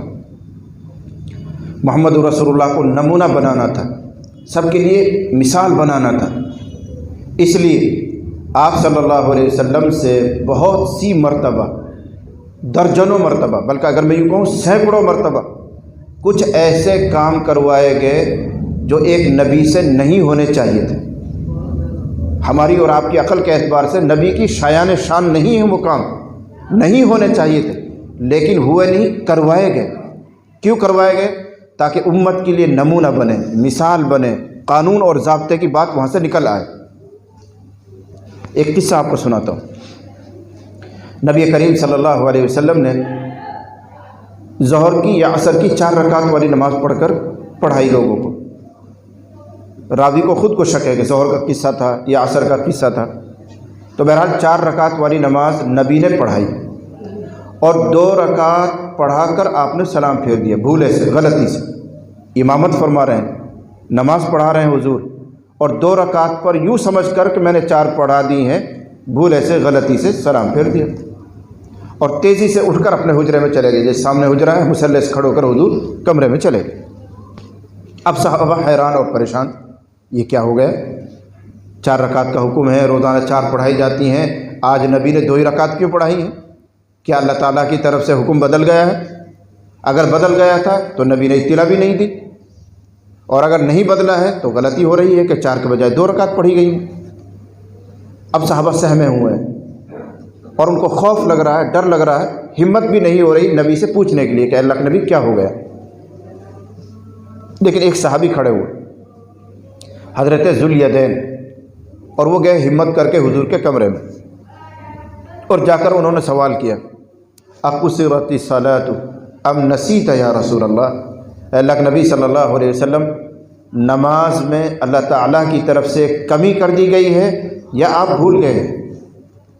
2 ہی تو بات ہو سکتی ہیں، یا تو آپ سے غلطی ہو رہی ہے، بھول ہو رہی ہے، 4 کے بجائے آپ 2 پر سلام پھیر رہے ہیں، یا اللہ تعالیٰ کی طرف سے حکم ہی کچھ اس طرح آ گیا ہوگا، اس لیے وہ سوال کر رہے ہیں۔ اقصرت الصلاۃ ام نسیت یا رسول اللہ؟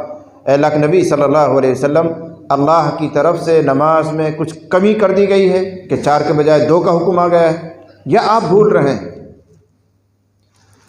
نبی نے ارشاد فرمایا، کل ذالک لم یکن، دونوں باتوں میں سے کوئی سی بات نہیں، یعنی اللہ کی طرف سے 4 کا حکم ہے اور میں 4 پڑھا کر آیا ہوں۔ نبی اپنی یادداشت کے مطابق فرما رہے ہیں، میں 4 پڑھا کر آیا ہوں۔ انہوں نے پھر جم کر کہا، بعد ذالک قد کان، نہیں کچھ تو ہوا ہے، کچھ تو گڑبڑ ہے۔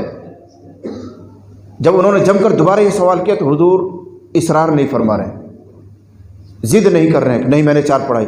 آپ اپنے حجرے سے باہر آئے، جو اکابر صحابہ، بڑے صحابہ، حضرت ابو بکر، حضرت عمر فاروق، حضرت عثمان، یہ بڑے بڑے لوگ آگے بیٹھے ہوئے تھے، ان سے پوچھا، اصدق ذوالیدین، کیا ذوالیدین صحیح کہہ رہا ہے کہ کچھ گڑبڑ ہوئی ہے؟ اصدق ذوالیدین صحیح کہہ رہا ہے؟ انہوں نے کہا جی صحیح کہہ رہے ہیں، کچھ تو ہوا ہے، یا تو اللہ تعالیٰ کی طرف سے آپ پر حکم آ گیا ہے کہ 2 پڑھایا کریں، اور اگر ایسا نہیں ہے تو آپ سے غلطی ہوئی ہے، بھول ہوئی ہے کہ آپ 4 کے بجائے 2 پڑھا کر گئے ہیں۔ تو نبی علیہ الصلوۃ والسلام آگے بڑھے، مصلی پر 2 رکعت اور پڑھائی، اخیر میں سجدہ سہو کیا اور 4 رکعت مکمل کی۔ 2 باتیں سمجھنی ہیں، ایک تو آپ کے ذہن میں سوال آئے گا کہ یہ کیسا سجدہ سہو ہے کہ حضور اپنے کمرے میں بھی گئے، آئے بھی، بات چیت بھی ہوئی، اور پھر 2 ہی رکعت پڑھا کے سجدہ سہو کر لیا؟ تو آسان سا جواب ہے، یہ اس زمانے کا قصہ ہے جب نماز میں بات چیت بھی جائز تھی۔ یہ جو نماز میں پابندیاں آئی ہیں یہ بعد میں آئی ہیں، آہستہ آہستہ آئی ہیں۔ پہلے لوگ بات بھی کرتے تھے، سلام بھی کرتے تھے، اشارے بھی کرتے تھے، سب کچھ ہوتا تھا، لیکن پھر آہستہ آہستہ پابندی لگائی گئی، بھائی بات نہیں کرو گے نماز میں، ادھر ادھر دیکھو گے نہیں نماز میں، کچھ کھاؤ گے نہیں نماز میں، یہ پابندیاں بعد میں آئیں۔ تو یہ اس زمانے کا قصہ ہے جب بات چیت کی جا سکتی ہے۔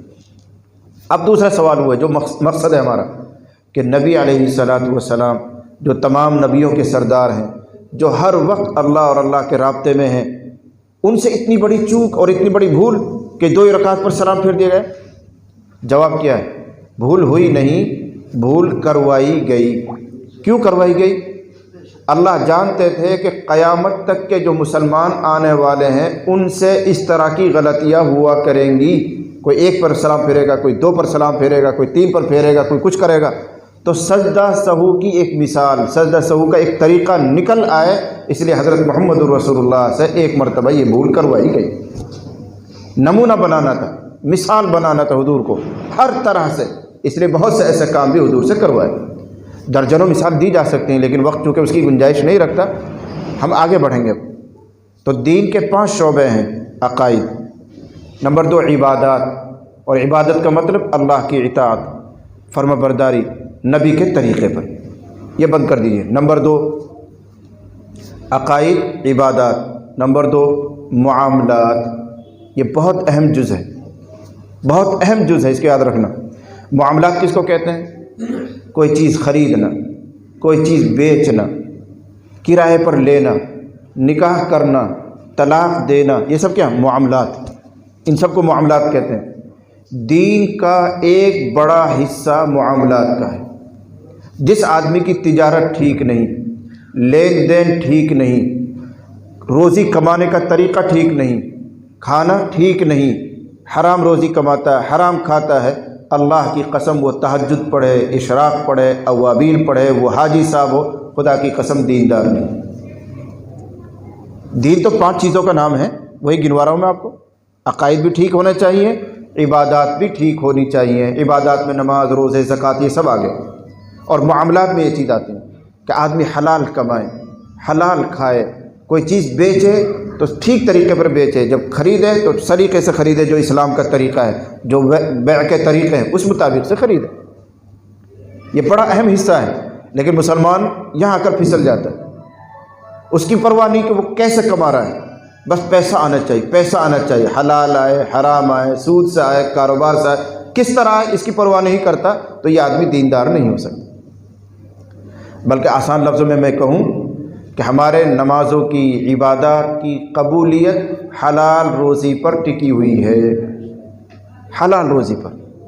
اگر آپ حرام کماتے ہیں، سجدے پہ سجدہ کیجئے، نماز پر نماز پڑھیے، اور جو کچھ آپ عبادت چاہے کیجئے، آپ کی کوئی ایک عبادت قبول نہیں ہوگی جب تک آپ کی روزی پاک نہیں ہے، جب تک آپ کا کھانا حلال نہیں ہے۔ میں نہیں کہہ رہا ہوں، اللہ کہہ رہے ہیں، اس کے پیغمبر حضرت محمد رسول اللہ فرما رہے ہیں۔ ہم اور آپ تو کیا ہوتے ہیں؟ اللہ نے اپنے نبیوں کو، اپنے پیغمبروں کو کلام فرمایا، یا ایھا الرسل کلوا من الطیبات واعملوا صالحا، اے پیغمبروں، اے رسولو، حلال کھایا کرو اور نیک عمل کرو۔ آیت کا ترجمہ سمجھ میں آ گیا، لیکن ترتیب دیکھو، اے پیغمبرو حلال کھاؤ اور نیک اعمال کرو۔ حلال کھاؤ اس کو پہلے کہا جا رہا ہے، اور نیک اعمال کرو اس کو بعد میں کہا جا رہا ہے۔ کیوں؟ حلال کھانے سے ہی نیکیاں قبول ہوتی ہیں، اس لیے پہلے حلال روزی کا اہتمام کرو۔ الیاذ باللہ کوئی پیغمبر، کوئی نبی ایسا نہیں جو غلط کھائے گا، غلط کمائے گا، لیکن نبیوں کو سنا کر اہمیت بتانی تھی کہ اگر پیغمبر بھی خدا نہ خواستہ، اللہ حفاظت فرمائے، اگر پیغمبر بھی خدا نہ خواستہ حرام کھائے تو اس کی بھی عبادت قبول نہیں ہوتی، تو ہماری اور آپ کی کہاں سے قبول ہو؟ یا ایھا الرسل، اے پیغمبرو، کلوا من الطیبات، حلال کھایا کرو، نیک اعمال کرو۔ نیک اعمال کا نمبر بعد میں، حلال کھانے کا تذکرہ پہلے۔ کیوں؟ اس حلال کھانے سے ہی تمہاری عبادتیں قبول ہوں گی۔ ہمیں بھی فرمایا اللہ تعالیٰ نے اہل ایمان کو، یا ایھا الذین آمنوا کلوا من الطیبات، یا ایھا الذین آمنوا کلوا من طیبات ما رزقناکم واشکروا للہ۔ یہاں بھی وہی بات ہے، اگر اس عنوان کو شروع کروں گا تو دیر لگے گی۔ تھک تو نہیں رہے آپ لوگ؟ مجھے صرف 5 باتیں پوری کرنی ہیں، زیادہ وقت تو نہیں ہو رہا ہے؟ لگتا آہستہ آہستہ ہاں کہہ رہے ہیں۔ کتنے بجے تک کا ٹائم ہے؟ کہاں ہے ہمارے؟ نماز کتنے بجے؟ چلیے خیر، گنجائش ہے تو کوئی بات نہیں، 10-20 منٹ اور بات کرتے ہیں۔ حلال، اس پر بات چل رہی ہے، معاملات ٹھیک ہونے چاہیے۔ نمبر 5 ہے، یاد رکھنا، میں پوری بات تو نہیں کر پاؤں گا، صرف 5 باتوں کو سمجھا رہا ہوں کہ دین 5 چیزوں کا نام ہے۔ عقیدے درست ہوں، دل کے خیالات کہہ لیجئے، اللہ، رسول، قرآن، آخرت کے بارے میں دل کے خیالات ٹھیک ہوں۔ نمبر 2 عبادات وہ ٹھیک ہوں۔ نمبر 3 معاملات، اب اس میں کھانا بھی، کمانا بھی اور صاحب لینا دینا، کرائے پر لینا، یہ سب ہوتا ہے، بیچنا، یہ سب کام آتے ہیں معاملات۔ تو اگر آدمی کی روزی ٹھیک ہے، حلال کماتا ہے، تو عبادات قبول ہوتی ہیں، ورنہ نہیں۔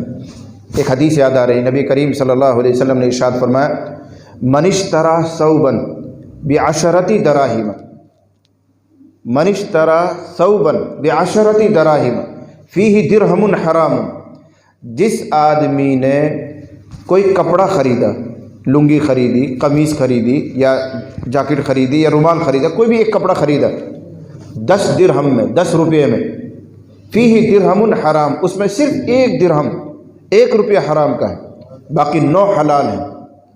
9 روپے 9 درہم حلال ہیں اور 1 درہم حرام کا ہے، کپڑا خریدا، تو ارشاد فرما رہے ہیں لم یقبل اللہ لہ صلاۃ ما دام علیہ، جب تک اس کے بدن پر وہ کپڑا رہے گا اللہ اس کی کوئی نماز قبول نہیں فرمائے گا۔ 9 حلال ہیں، 90% حلال ہے، ایک گڑبڑ ہے بس، اس ایک کی وجہ سے جب تک وہ کپڑا ہے بدن پر اللہ اس کی کوئی نماز قبول نہیں فرمائے گا۔ یہ کون کہہ رہا ہے؟ محمد الرسول اللہ کہہ رہے ہیں، بلکہ محمد الرسول اللہ سے اوپر اٹھ جائیے، یہ وہ کہہ رہا ہے جس کے لیے آپ نماز پڑھتے ہیں، اللہ۔ محمد الرسول اللہ جو کچھ کہتے ہیں وہ اپنی نہیں کہتے، وہ اللہ کی کہتے ہیں۔ وما ينطق عن الهوى ان هو الا وحی یوحى، جو کچھ نبی ارشاد فرماتے ہیں وہ سب اللہ کی بات ہوتی ہیں۔ تو نبی یہ ارشاد فرما رہے ہیں کہ جو آدمی 10 درہم میں کپڑا خریدے، 9 حلال 1 حرام، جب تک کپڑا ہے اللہ ایک بھی نماز قبول نہیں کرے۔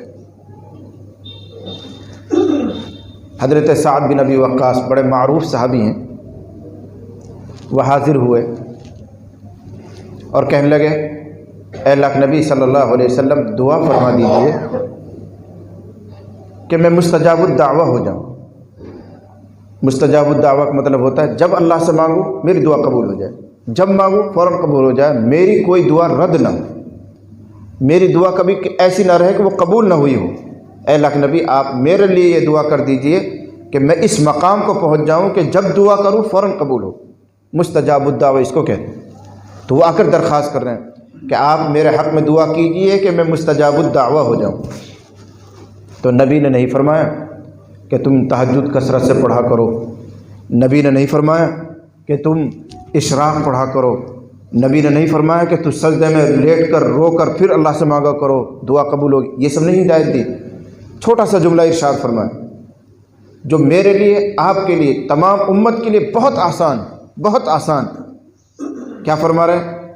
اے سعد اگر تم مستجاب الدعوہ ہونا چاہ رہے ہو، اس مقام کو پہنچنا چاہ رہے ہو کہ تمہاری ہر دعا قبول ہو، کبھی رد نہ ہو، اطب مطعمک، اطب مطعمک تکن مستجاب الدعوہ، اے سعد اپنا کھانا حلال کر لے تو مستجاب الدعوہ ہو جائے۔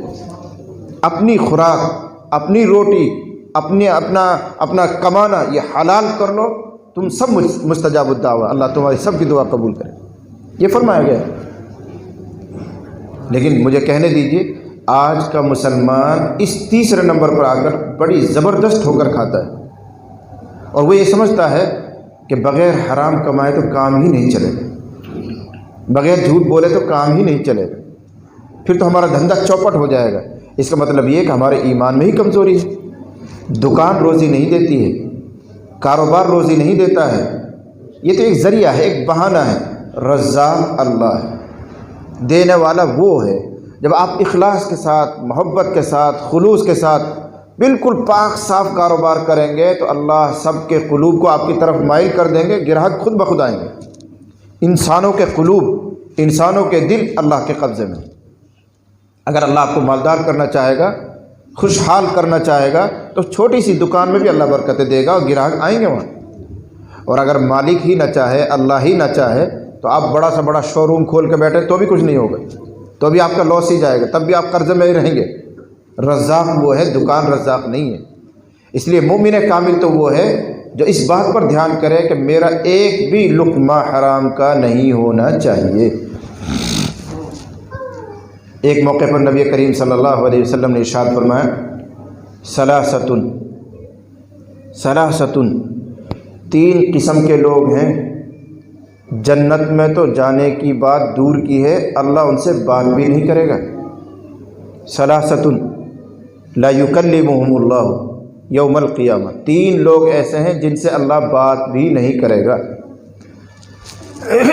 बल्कि अल्लाह ताला दूर से फरमाएंगे इसको मेरे सामने मत आने दो, पकड़ो इसको वहीं से दोजख में डाल दो। दुनिया के एतबार से समझो, अगर कोई मुजरिम जज के सामने पेश हो और जज पहले से ही कह दे पुलिस वालों पकड़ो इसको ले जाओ, वहाँ बोलने का मौका ही न दे, तो रियायत हो जाएगी क्या? और अगर जज ऐसा नरम है, वो कहता आने दो इसको, मुझसे बात करने दो, क्या मसला है, अब वो मुजरिम रोएगा, अपनी बात समझाएगा, हो सकता है जज का दिल नरम हो जाए, कुछ रियायत भी मिल जाए। ये दुनिया के एतबार से एक मिसाल दे रहा हूँ, बिल्कुल यही मामला है आखिरत का कि अल्लाह ताला फरमा रहे 3 तरह के लोग हैं जिनसे अल्लाह बात नहीं करेगा। वला यनजुरु इलैहिम, अल्लाह उनकी तरफ देखेगा भी नहीं। वला युज़क्कीहिम, अल्लाह उनका तज़किया नहीं फरमाएगा, यानी उनकी बुराइयों को अल्लाह माफ़ नहीं करेगा। वलहुम अज़ाबुन अलीम, उनके लिए बहरहाल दर्दनाक अज़ाब दोज़ख तय है। कौन है? कोई मुशरिक, कोई काफिर, कोई सिख, कोई ईसाई, यहूदी नहीं। फिर कौन? मुसलमानों में से, अहले ईमान में से, अहले कुरान में से, उनमें से ये 3 लोग हैं जो है मुमिन, है मुसलमान, लेकिन नाम के मुसलमान हैं और उनमें ये खराबी पाई जाती है जो आगे आ रही है। तो अल्लाह कलाम भी नहीं करेगा, अल्लाह देखेगा भी नहीं, अल्लाह तज़किया भी नहीं फरमाएगा, उनके लिए दोज़ख तय है। कौन? इरशाद फरमाया अल मुनफिकु सिलअतहु बिल हलिफिल काज़िब, अल मुनफिकु सिलअतहु बिल हलिफिल काज़िब, याद रखना वो आदमी जो अपना सामान झूठ बोलकर फ़रोख्त करता हो, बेचता हो। दुकानदार है, फेरी लगाने वाला है, वो अपने सामान की झूठी तारीफ़ करता है, उसका अंदर जो ऐब है उसको छुपा लेता है और अच्छा बनाकर लोगों को धोखा देता है, बेचता है। तो नबी इरशाद फरमा रहे हैं ये ऐसा बदबख्त है, कल क़यामत में अल्लाह ताला इससे बात तक नहीं फरमाएंगे, इसकी तरफ देखेंगे भी नहीं। ये नंबर 1, अल मुनफिकु सिलअतहु बिल हलिफिल काज़िब। तो हमारे मुसलमानों माशरे में देख लीजिए, दुकानदारों को देख लीजिए कितना धोखा देते हैं, कैसे ऐब को छुपा लेते हैं। ये इसके ज़रिए धोखा देकर कोई चीज़ बेचना, ये सरासर हराम है, बल्कि इतनी ख़तरनाक है। आपने इरशाद फरमाया मन गश्श, व फी रिवायत मन गश्शना फलैसा मिन्ना, जो लेन देन में धोखा करता हो वो हम में से नहीं, उसका हमसे कोई ताल्लुक़ ही नहीं। मुसलमान और धोखा दे, मुमकिन नहीं। अगर धोखा देता है तो फिर इस्लाम से गया हुआ है। तो 3 आदमी चूँकि रिवायत में आ गए इसलिए पूरा कर दूँ, तो नबी इरशाद फरमा रहे हैं कि 3 लोग हैं जिनसे अल्लाह बात नहीं करेगा, देखेगा नहीं। उनमें से एक आदमी वो है जो ख़रीद करता है, फ़रोख्त करता है, सामान बेचता है, लेकिन झूठ बोलकर, झूठी तारीफ़ करता है, ऐब को छुपा देता है, अल्लाह नहीं देखेगा। और दूसरा आदमी, वो भी कोई बहुत बड़ा पापी नहीं है, कोई शराबी और कबाबी नहीं और जानी नहीं। अल मुस्बिलु इज़ारहु, वो आदमी जो अपनी लुंगी, पायजामा और पैंट टखने से लगाता हो। कितना आम गुनाह है ये, कितना आम गुनाह है। हर मुसलमान को आप देखिए, हर एक की पैंट टखने से लगी हुई है, हर एक की पैंट टखने से नीचे है। जब मस्जिद में आएंगे तो एहसान करेंगे, उसको मोड़ लेंगे यहाँ से, ये एहसान करते हैं। तो क्या अल्लाह का दीन सिर्फ मस्जिद के लिए है? मस्जिद से बाहर नहीं था? अगर वो हराम है तो मस्जिद में भी हराम है, मस्जिद से बाहर भी हराम है। वहाँ आपने टखने से नीचे अपने पायजामे को, पैंट को कर लिया है, उस वक्त आपको इस्लाम का ख्याल नहीं था, उस वक्त आपको मोहम्मद रसूलुल्लाह की शरीयत का और दीन का लिहाज नहीं था। मस्जिद में आए तो अब कौन सी नई शरीयत नाजिल हो गई कि आपने उसको ऊपर कर लिया? इतना बड़ा गुनाह है कि उन बदबख्तों में ये आदमी है जिनसे अल्लाह बात भी नहीं करेगा, जिसकी तरफ अल्लाह ताला नज़र रहमत नहीं फरमाएंगे, जिनके लिए अज़ाब अलीम तय है। लेकिन है उम्मत मुस्लिमा में बेशुमार ऐसे लोग हैं। और तीसरा आदमी है माँ बाप का नाफरमान, अल-आक़ु लिवालिदैहि, अपने माँ बाप को सताने वाला, उनकी नाफरमानी करने वाला, इसको भी अल्लाह नहीं देखेंगे, इसकी तरफ नज़र रहमत नहीं फरमाएंगे, इनका तज़किया नहीं होगा।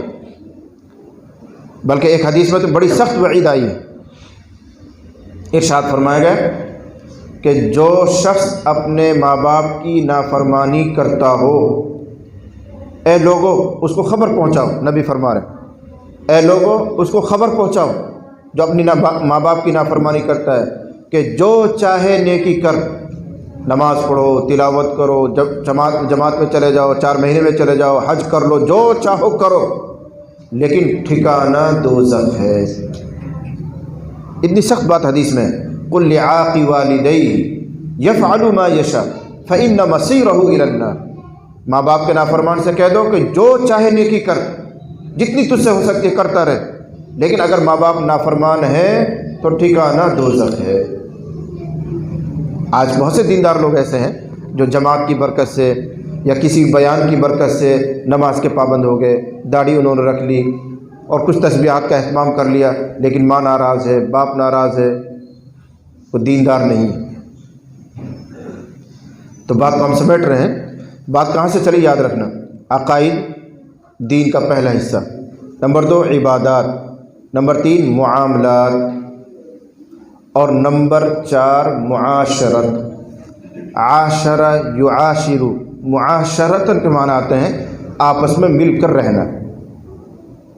جیسے ایک محلے میں مسلمان آباد ہیں، ایک گاؤں میں مسلمان آباد ہیں، سب رہ رہے ہیں، مل جل کر رہتے ہیں، یہی معاشرت۔ اس کو اچھی طرح نبھانا یہ بھی دین کا ایک حصہ ہے۔ حسن معاشرت اس کو کہتے ہیں، معاشرت کو اچھا کرنا، اور اس کا آسان سا نسخہ ہے، ایک ہی جملے میں، ایک ہی حدیث میں اس کا معیار ہے، کیا؟ لا یؤمن احدکم حتی یحب لاخیہ ما یحب لنفسہ۔ بس اس حدیث پر اگر عمل ہو جائے تو سارا معاشرہ ٹھیک ہے، سب مسلمان اچھے ہیں۔ پھر ایک ہی حدیث ہے اور بہت اعلیٰ درجے کی، بہت اونچے مقام کی حدیث ہے، بخاری کی ہے، لا یؤمن احدکم حتی یحب لاخیہ ما یحب لنفسہ۔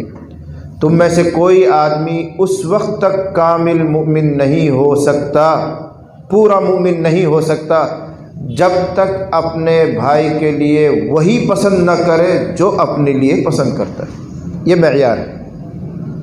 ہم اپنے لیے عزت پسند کرتے ہیں، دوسروں کو عزت دو۔ ہم چاہتے ہیں کہ کوئی ہمیں گالی گلوچ نہ کرے، دوسروں کو گالی گلوچ نہ کرو۔ ہم چاہتے ہیں کہ ہمارا اکرام ہو تو دوسروں کو اکرام کرو۔ ہم چاہتے ہیں کہ ہماری بہن اور ہماری بیٹی اور ہماری ماں کو کوئی غلط نگاہ سے نہ دیکھے، دوسروں کی ماں اور بہن اور بیٹی کو غلط نگاہ سے نہ دیکھو۔ یہی معیار ہے، جو اپنے لیے چاہتے ہو وہی دوسروں کے لیے چاہو۔ جب تک اس معیار پر نہیں پہنچو گے معاشرہ ٹھیک نہیں ہوگا، جب تک اس معیار پر نہیں پہنچو گے ایمان کامل نہیں ہوگا۔ اس کو معاشرت کہتے ہیں، یہی اصل ہے۔ آج ہو کیا گیا، ہر آدمی اپنے اپنی میں پڑا، میری دکان اچھی ہو جائے، میرا گھر اچھا ہو جائے، میری گاڑی اچھی ہو جائے، میں اچھا ہو جاؤں، بس میں کی فکر ہے، دوسروں کو کوئی فکر نہیں۔ بلکہ دوسروں کی ترقی دیکھ کر آدمی جلتا ہے، حسد میں مبتلا ہو جاتا ہے، اس کو نیچے دکھانے کی کوشش کرتا ہے۔ یہ سب شیطانیت ہے۔ یہ حسد کہاں سے چلا ہے؟ شیطان سے چلا۔ حضرت آدم علیہ السلام کو پیدا کیا گیا، ان کی مٹی سے ان کا جسم ڈھالا گیا، وہیں سے حسد شروع ہو گیا شیطان کو۔ تو جو انسان حسد کرتا ہے وہ دراصل شیطان کا بھائی ہے۔ روایت میں آتا ہے کہ حضرت آدم علیہ السلام کو جب بنانے کا ارادہ فرمایا اللہ تعالیٰ نے، تو جبرائیل کو حکم دیا کہ جاؤ مٹی لے کر آؤ زمین سے۔ ابن کثیر میں یہ روایت موجود ہے۔ تو حضرت جبرائیل زمین پر آئے اور حضرت جبرائیل نے ایک مٹھی ایسے زمین پہ سے مٹی لی، تو زمین چیخی، چلائی، روئی، اس لیے کہ اس کے بدن کا ایک حصہ الگ ہو رہا ہے۔ جبرائیل امین نے پوچھا کیا بات ہے، کیوں روتی ہو؟ ان کا میں اس لیے رو رہی ہوں کہ میرے اندر سے جو تم مٹی لے جا رہے ہو اس سے ایک ایسی مخلوق بننے جا رہی ہے کہ اگر وہ اللہ کی اطاعت کرے گی تو جنت میں جائے گی، اور اگر وہ نافرمانی کرے تو دوزخ میں جائے گی، ہے تو میرا ہی حصہ۔ اس کو سوچ کر میں رو رہی ہوں۔ سمجھ رہے بات کو؟ مٹی سے تو بنے آدم، پھر آدم سے انسان پیدا ہوئے، پھر ان میں سے کچھ مانیں گے کچھ نہیں مانیں گے، جو نہ مانے وہ جہنم میں، جو مانے وہ جنت میں۔ تو یہ خیالات آئے زمین کے دماغ میں، اللہ نے ڈالا اس کے، تو وہ رو رہی ہے، چیخ رہی ہے۔ وہ اتنی روئی کہ جبرائیل کو ترس آ گیا اور وہ اپنی مٹھی میں جو مٹی انہوں نے بھری تھی اس کو وہیں چھوڑ گئے اور خالی ہاتھ اللہ کے پاس واپس۔ اللہ نے فرمایا اللہ کو سنبھالو، کیا بات ہے مٹی کیوں نہیں لائے، خالی ہاتھ کیوں آ گئے؟ ان کا الہ العالمین میں نے مٹی لے لی تھی لیکن زمین روئی بہت، اس نے مجھے اس پر ترس آ گیا، میں نے وہ چھوڑ دی۔ اب اللہ نے دوسرے فرشتے کو بھیجا، میکائیل کو بھیجا، تم جاؤ بھائی۔ اب وہ آ رہے ہیں، انہوں نے مٹی اٹھائی، پھر زمین روئی، آخر میں اس کو بھی ترس آ گیا۔ تیسری مرتبہ میں اللہ تعالیٰ نے ملک الموت کو ہی بھیجا، جس کو اب ملک الموت کہتے ہیں، کہ تم جاؤ۔ وہ گئے، مٹی اٹھائی اور زمین نے وہی رونا چیخنا چلانا شروع کیا۔ فرشتے نے پوچھا کیا بات ہے؟ بھائی داستان سنا دی، میرے اندر سے ایسی مخلوق پیدا ہوگی، مجھے اس لیے رونا آ رہا ہے، مت لے جاؤ اس مٹی کو، یہیں چھوڑ دو۔ ان کا رو مرو، زندہ رہو مردہ ہو جاؤ، مجھے اس کی کوئی پرواہ نہیں، اللہ کا حکم پورا کرنا ہے۔ مٹی لے کر وہ چلے گئے۔ تو اللہ نے انہی کے ذمہ لگایا روح قبض کرنا بھی تمہاری ذمہ داری ہے، اس مٹی سے جو مخلوق بن رہی ہے اس کی روح بھی تم قبض کرو۔ اب یہ جو مٹی پہنچ گئی، اس کو اللہ نے گارا بنایا، گارے سے حضرت آدم علیہ السلام کا جسم بنا، حدیث میں ہے۔ پھر وہ جسم جب تک اللہ نے چاہا ایک لمبی مدت تک پڑا رہا۔ لما صور اللہ آدم، جب اللہ تعالیٰ نے آدم علیہ السلام کی شکل بنا دی، صورت بنا دی، جسم بن گیا، تو ایک مدت تک ایسے ہی پڑا رہا، اس میں روح نہیں ڈالی گئی۔ کیوں؟ تاکہ مٹی سوکھ جائے اور اللہ جو چاہتے تھے وہ تکمیل ہو جائے، مقصد پورا ہو جائے، تب روح ڈالیں گے اللہ تعالیٰ۔ جب وہ جسد اور وہ جسم پڑا رہتا تھا تو اللہ کے فرشتے بھی اس کی زیارت کرتے تھے، دیکھتے تھے، اور بھی آتے تھے، یہ شیطان بھی آتا تھا اس وقت، تو یہ شیطان فرشتوں میں مل کر رہا کرتا تھا۔ تو حدیث میں آتا ہے فجعل ابلیس یطیف بہ، فجعل ابلیس یطیف بہ، یہ ابلیس اور یہ شیطان بھی آدم کا چکر لگاتا تھا، دیکھتا تھا کیا چیز بن رہی بھئی، کیا چیز ہے، معائنہ کرتا تھا۔ لیکن اتنا تجربہ کار تھا، اتنا فہیم تھا، اتنا سمجھدار تھا کہ آدم کے جسم کو دیکھا بہت غور سے، اور وہی کھڑے کھڑے اس نے تبصرہ کیا، یہ حدیث میں ہے، وہی کھڑے کھڑے تبصرہ کیا۔ کہنے لگا خلق خلقا لا یتمالک، خلق خلقا لا یتمالک، جو کچھ بن رہا ہے مجھے نہیں پتہ کیا بن رہا ہے، شیطان کہہ رہا ہے، ابلیس کہہ رہا ہے، لیکن جو کچھ بن رہا ہے یہ ایسی چیز ہے کہ اس کے پیٹ میں کوئی بات رکے گی نہیں۔ انسان سے اپنا راز بھی نہیں روکتا، دوسروں کو تو کیا روکے گا، وہ اپنی بات بھی کسی نہ کسی سے کہہ دیتا، اور یوں کہتا بھائی کہنا مت کسی سے، جب تجھ سے اپنی بات نہیں روک رہی تو دوسرا کیا روکے گا۔ لیکن دیکھو ابلیس کا تجربہ، اس کی زیرکی اور فہیم ہونا اس کا، کہ اس جسم کو دیکھ کر اس نے پہچانا، اور پھر وہیں کھڑے کھڑے اس نے اپنے حسد کا، اپنے دل کا ارادہ ظاہر کیا، اور کہنے لگا اگر تجھ کو مجھ پر مسلط کیا گیا، اگر تجھ کو مجھ پر مسلط کر دیا گیا تو میں تیری ہرگز اطاعت نہیں کروں گا، تیری نافرمانی ہی کروں گا۔ اس وقت کہا جب آدم علیہ السلام ابھی بنے بھی نہیں، ابھی روح ڈالی بھی نہیں گئی، لیکن دیکھ کر اس کو حسد ہو گیا، اس کو کینہ ہو گیا، اور کیا کہہ رہا ہے اگر تو بنایا گیا اور بن کر تیار ہو گیا اور مجھے یہ حکم ملا کہ تم اس کی اطاعت کرو، اس کی فرمانبرداری کرو، میں تیری فرمانبرداری نہیں کروں گا۔ اس نہ جانے اس کو کب سے حسد تھا، وہ حسد ظاہر ہوا۔ تو مجھے اس پر یاد آیا کہ انسان جو دنیا میں کسی کو دیکھ کر حسد کرتا ہے، یہ میراث ہے ابلیس کی، یہ ابلیس کا خلق ہے، اس کی عادت ہے انسان کو حسد نہیں کرنا۔ یہ اللہ کی تقسیم ہے، کسی کو عالم بنائے، کسی کو جاہل بنائے، کسی کو مالدار بنائے، کسی کو غریب بنائے، یہ اللہ کی تقسیم ہے۔ حسد کر کے گویا اللہ کی تقسیم پر اعتراض کرنا ہوتا ہے، اس لیے حسد کا مطلب ہوتا ہے۔ تو بہرحال معاملات، اس کے بعد معاشرت، اپنا رہن سہن، ایک دوسرے کے حقوق کا پورا پورا لحاظ کرنا، یہ حسن معاشرت۔ یاد رکھنا کہ ایک دوسرے کو حقوق کو ادا کرنا اسلام میں اس کی بڑی اہمیت ہے، بڑی اہمیت ہے۔ اگر کسی آدمی کے عقیدے درست ہوں، عبادات بھی ٹھیک ہیں، معاملات بھی ٹھیک ہیں، لیکن حقوق میں کمزوری رہ گئی، دھیان سے سننا، حقوق میں کمزوری رہ گئی تو بھی کل قیامت میں کامیاب نہیں ہوگا، ناکام رہ جائے گا۔ اللہ نے اپنے ذمے یہ قسم اٹھائی ہے کہ میں سب حق والوں کا ان کا حق دلوا کر رہوں گا۔ ایک حدیث سنا دوں، بہت لمبی تفصیل تو میں نہیں کر سکتا، پھر آگے بڑھیں گے 5ویں نمبر پر۔ ایک مرتبہ صحابہ بیٹھے ہوئے، نبی نے سوال کیا اتدرون من المفلس، صحابہ سے پوچھ رہے ہیں حضور جانتے ہو مفلس کس کو کہتے ہیں؟ نادار، غریب، فقیر کس کو کہتے ہیں جانتے ہو؟ صحابہ نے وہی بات کہی جو ہمیں کہنی چاہیے، آپ کو کہنی چاہیے۔ کہنے لگے المفلس فینا من لا درہم لہ ولا متاع، اے اللہ کے نبی صلی اللہ علیہ وسلم، ہم میں غریب، مفلس، فقیر وہ شخص ہے جس کے پاس پیسے نہ ہو، جس کے پاس سامان نہ ہو، جس کے پاس گاڑی نہ ہو، مکان نہ ہو، اسی کو ہم فقیر کہتے ہیں، آپ بھی اسی کو کہتے ہیں۔ اے اللہ کے نبی، ہم میں فقیر اور محتاج وہ ہے جس کے پاس درہم نہ ہو، ساز و سامان نہ ہو، وہ مفلس ہے۔ آپ نے ارشاد فرمایا نہیں، یہ مفلس نہیں ہے، یہ غریب اور فقیر نہیں، پھر کون ہے اللہ کے نبی؟ بس یہ جملہ آپ کو سنانا ہے۔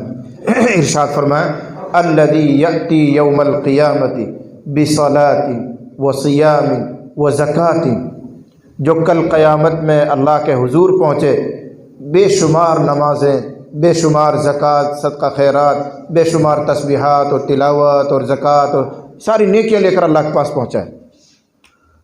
ایسے بھی خوش نصیب ہیں جن کا ہر نیکی میں حصہ ہوتا ہے۔ تو نماز بھی بہت ہیں، زکوٰۃ بھی خوب ادا کی ہیں، روزے بھی ہیں، حج بھی ہے، تلاوت بھی ہے، تسبیحات بھی، ساری ہی عبادتیں اس نے کر رکھی ہیں، ایک بڑا ذخیرہ لے کر اللہ کے یہاں پہنچ رہا ہے۔ لیکن قد شتم ھذا وضرب ھذا وسفک دم ھذا، ان تمام نیکیوں کے ذخیرے کے ساتھ کسی کو تھپڑ مار رکھا ہے، کسی کو گالی بک رکھی ہے، کسی کا خون بہا رکھا ہے، کسی کی غیبت کر رکھی ہے، کسی کا قرض لے کر واپس نہیں کیا ہے، ایسے حقوق بھی ساتھ لے کر گیا ہے۔ حاجی صاحب ہے، مولانا صاحب ہے، نیکیوں کا بے شمار ذخیرہ اس کے پاس ہے، لیکن یہ حقوق بھی ساتھ ہے۔ کسی کو گالی بک رکھی ہے، کسی کی غیبت کر رکھی ہے، کسی کو بہتان لگا رکھی ہے، کسی کو تھپڑ مار رکھا ہے، کسی کو کچھ اور حق دبا رکھا ہے، پہنچ گئے اللہ کے یہاں۔ نبی مثال دے رہے ہیں۔ اب کیا ہوگا کہ اللہ تعالیٰ اس کے اعمال کو چیک کریں گے، نماز بڑی شاندار نکل رہی ہے، عقائد بھی ٹھیک ہیں، معاملات بھی ٹھیک ہیں، اب حقوق پر نمبر آ رہا تو اہل حقوق کھڑے ہو جائیں گے، دربار میں کھڑے ہو جائیں گے۔ اے اللہ، یہ حاجی صاحب جو ہیں، یہ مولانا صاحب جو ہیں، یہ فلاں صاحب جو ہیں، انہوں نے میرا یہ حق مار رکھا ہے، میری انہوں نے غیبت کی تھی، مجھے انہوں نے تھپڑ مارا تھا، انہوں نے یوں کیا تھا، انہوں نے یوں کیا تھا، دعوے دار کھڑے ہو گئے۔ نبی کریم صلی اللہ علیہ وسلم نے ارشاد فرمایا، اب اللہ تعالیٰ کا فیصلہ یہ ہوگا، اس نمازی آدمی کی نمازیں اٹھا کر حق والے کو دے دی گئی۔ بھائی تمہیں کبھی تھپڑ مارا تھا، تمہارے اوپر ظلم کیا تھا، اس کی نمازیں جو قبول ہیں وہ تم لے لو۔ دوسرا کھڑا ہوا، تمہارا کیا مسئلہ ہے؟ صاحب یہ مسئلہ ہے، اس کی زکوٰۃ اٹھا کر اس کو دے دی گئی۔ تیسرا کھڑا ہوا، تمہارا کیا مسئلہ ہے؟ فلاں مسئلہ ہے، حج اس کو دے دیا گیا، قرآن کی تلاوت کا ثواب فلاں کو دے دیا گیا۔ یوں ساری نیکیاں بٹ جائیں گی۔ ابھی کھڑے ہوئے ہیں حقوق والے، نیکیاں ختم، اب ان حقوق والوں کے لیے کہا جائے گا ان کے گناہ لے لے کر اس کے سر پر ڈال دو۔ جو حاجی صاحب تھا، دیندار تھا، بے شمار نیکیاں لے کر گیا تھا، ان کا گناہ لے لے کر اس پر ڈال دو۔ ثم القی فی النار، پھر اس کو دھکیل کر جہنم میں ڈال دیا جائے گا۔ حضور نے فرمایا یہ ہے اصل مفلس، یہ ہے اصل مفلس جو زندگی بھر محنت کرتا رہا عبادت میں، نمازوں میں، روزوں میں، زکوٰۃ میں، لیکن سب دوسروں کے لیے کمایا، اپنے لیے کچھ نہیں۔ یہ کون ہے؟ جو لوگوں کے حقوق کا لحاظ نہ کرے، جو لوگوں کو تکلیف پہنچائے، پڑوسیوں کو پریشان کرے، جو جھوٹ بولے، جو لوگوں کے ساتھ دھوکہ دہی کرے۔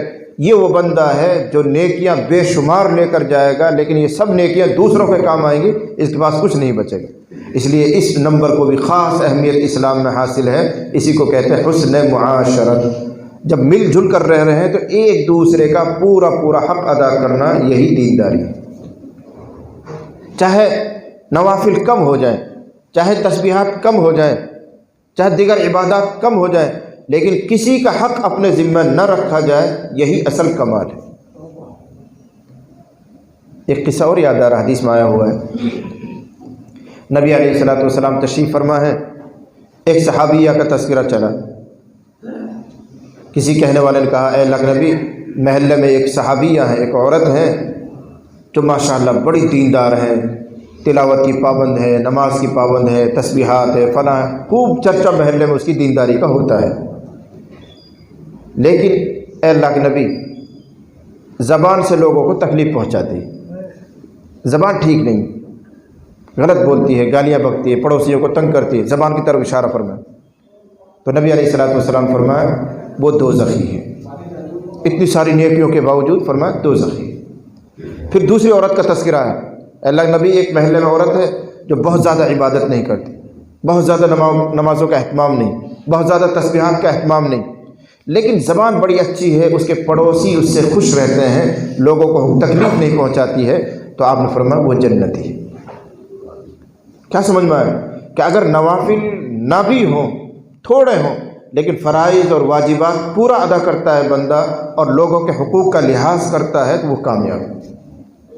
اور جس کے پاس بے شمار عبادات ہیں نوافل کے قبیل سے، لیکن لوگوں کے حقوق ادا نہیں کرتا ہے تو وہ خدا کے بارگاہ میں مجرم کا مجرم ہے، قصوروار ہے، اس کی ساری نیکیاں دوسروں کے پاس جانے والی ہیں۔ 4 نمبر ہو گئے، عقیدہ ٹھیک ہو، عبادات ٹھیک ہوں، معاملات بھی صحیح ہوں، معاشرت بھی ٹھیک ہو۔ آخری نمبر ہے اور بات پوری کریں گے انشاءاللہ۔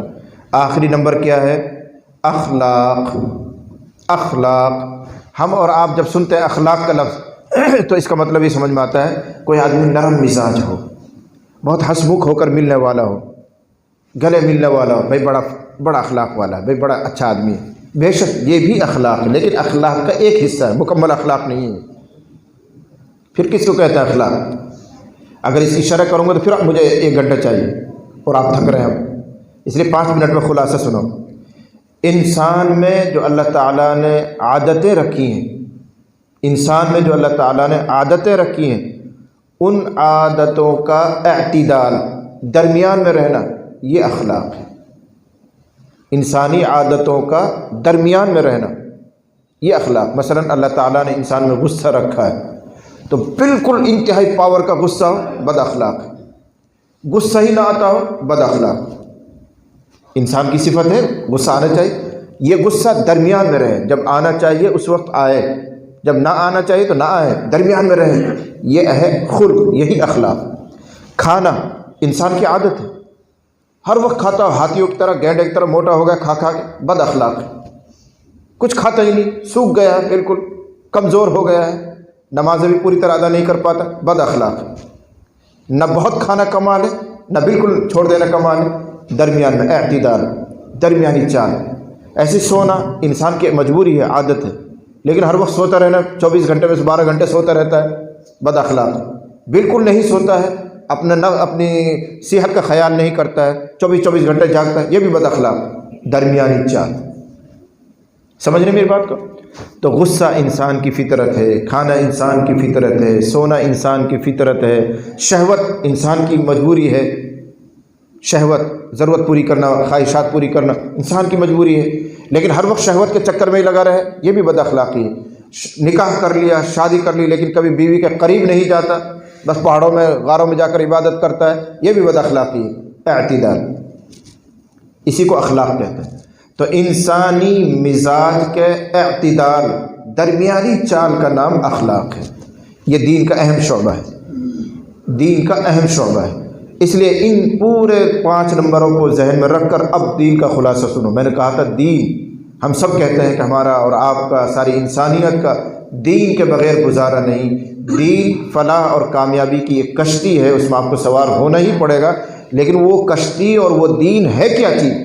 نہ صرف نماز دین ہے، نہ صرف تلاوت دین ہے، نہ صرف حج دین ہے، نہ صرف تقوی اور طہارت دین ہے، بلکہ ان 5 نمبروں کو پورا کرنا یہ مکمل دین ہے۔ 5 نمبر یاد رہیں گے، عقیدے درست ہوں، پھر عبادات بھی ہماری ٹھیک ہوں، معاملات بھی ہمارے صحیح ہوں، معاشرت بھی ہماری صحیح ہو، اخلاق بھی ہمارے عمدہ ہوں۔ اب آدمی مکمل دیندار بنا، اس کو سند ملے گی کہ یہ کامل دیندار ہے، اب وہ جنت میں جائے۔ اور اس کے لیے آسان سا نسخہ ہے، قرآن اور حدیث کو مضبوطی سے پکڑنا، بس۔ اب ہم قرآن حدیث تو پڑھے ہوئے نہیں، اکثر تو ایسے ہیں جو قرآن شریف پڑھے ہوئے نہیں، کچھ پڑھے ہوئے تو صرف ناظریں پڑھے ہوئے ہیں، وہ قرآن کا ترجمہ نہیں جانتے، تفسیر نہیں جانتے، حدیث نہیں جانتے، تو ہمارے لیے کیا حل ہے؟ تو ہمارے اور آپ کے لیے حل ہے اہل علم سے جڑ کر رہنا، رابطے میں رہنا۔ ہم خود علم والے نہیں، علم والوں سے جڑ کر رہنا، تاکہ دین کا صحیح رخ ہمیں معلوم ہو جائے۔ اللہ خود ارشاد فرماتا ہے، فَاسْأَلُوا أَهْلَ الذِّكْرِ إِن كُنتُمْ لَا تَعْلَمُونَ، اہل علم سے، جانکاروں سے معلوم کرتے رہا کرو اگر تم خود نہیں جانتے ہو۔ اور امت مسلمہ کا اکثر طبقہ وہ ہے، خود دین کی جو مکمل معلومات نہیں رکھتا ہے. جب نہیں رکھتا ہے تو معلومات رکھنے والوں سے رابطے میں رہنا چاہیے. یہ دین کا خلاصہ میں نے کوشش کی ہے آپ کو سمجھانے کی. اللہ کرے کہ آپ سمجھ گئے ہوں. اللہ ہم سب کو عمل کی سعادت اور توفیق بھی عطا فرمائے. اپنے عقیدے بھی درست کیجیے، عبادات کو بھی ٹھیک کیجیے، معاملات اور معاشرت اور اخلاق ان سب کو عمدہ کرنے والا کامل دیندار ہے. اللہ تعالی ہم سب کے بیٹھنے کو، سننے سنانے کو قبول فرمائے. وآخر دعوانا الحمد للہ رب العالمین.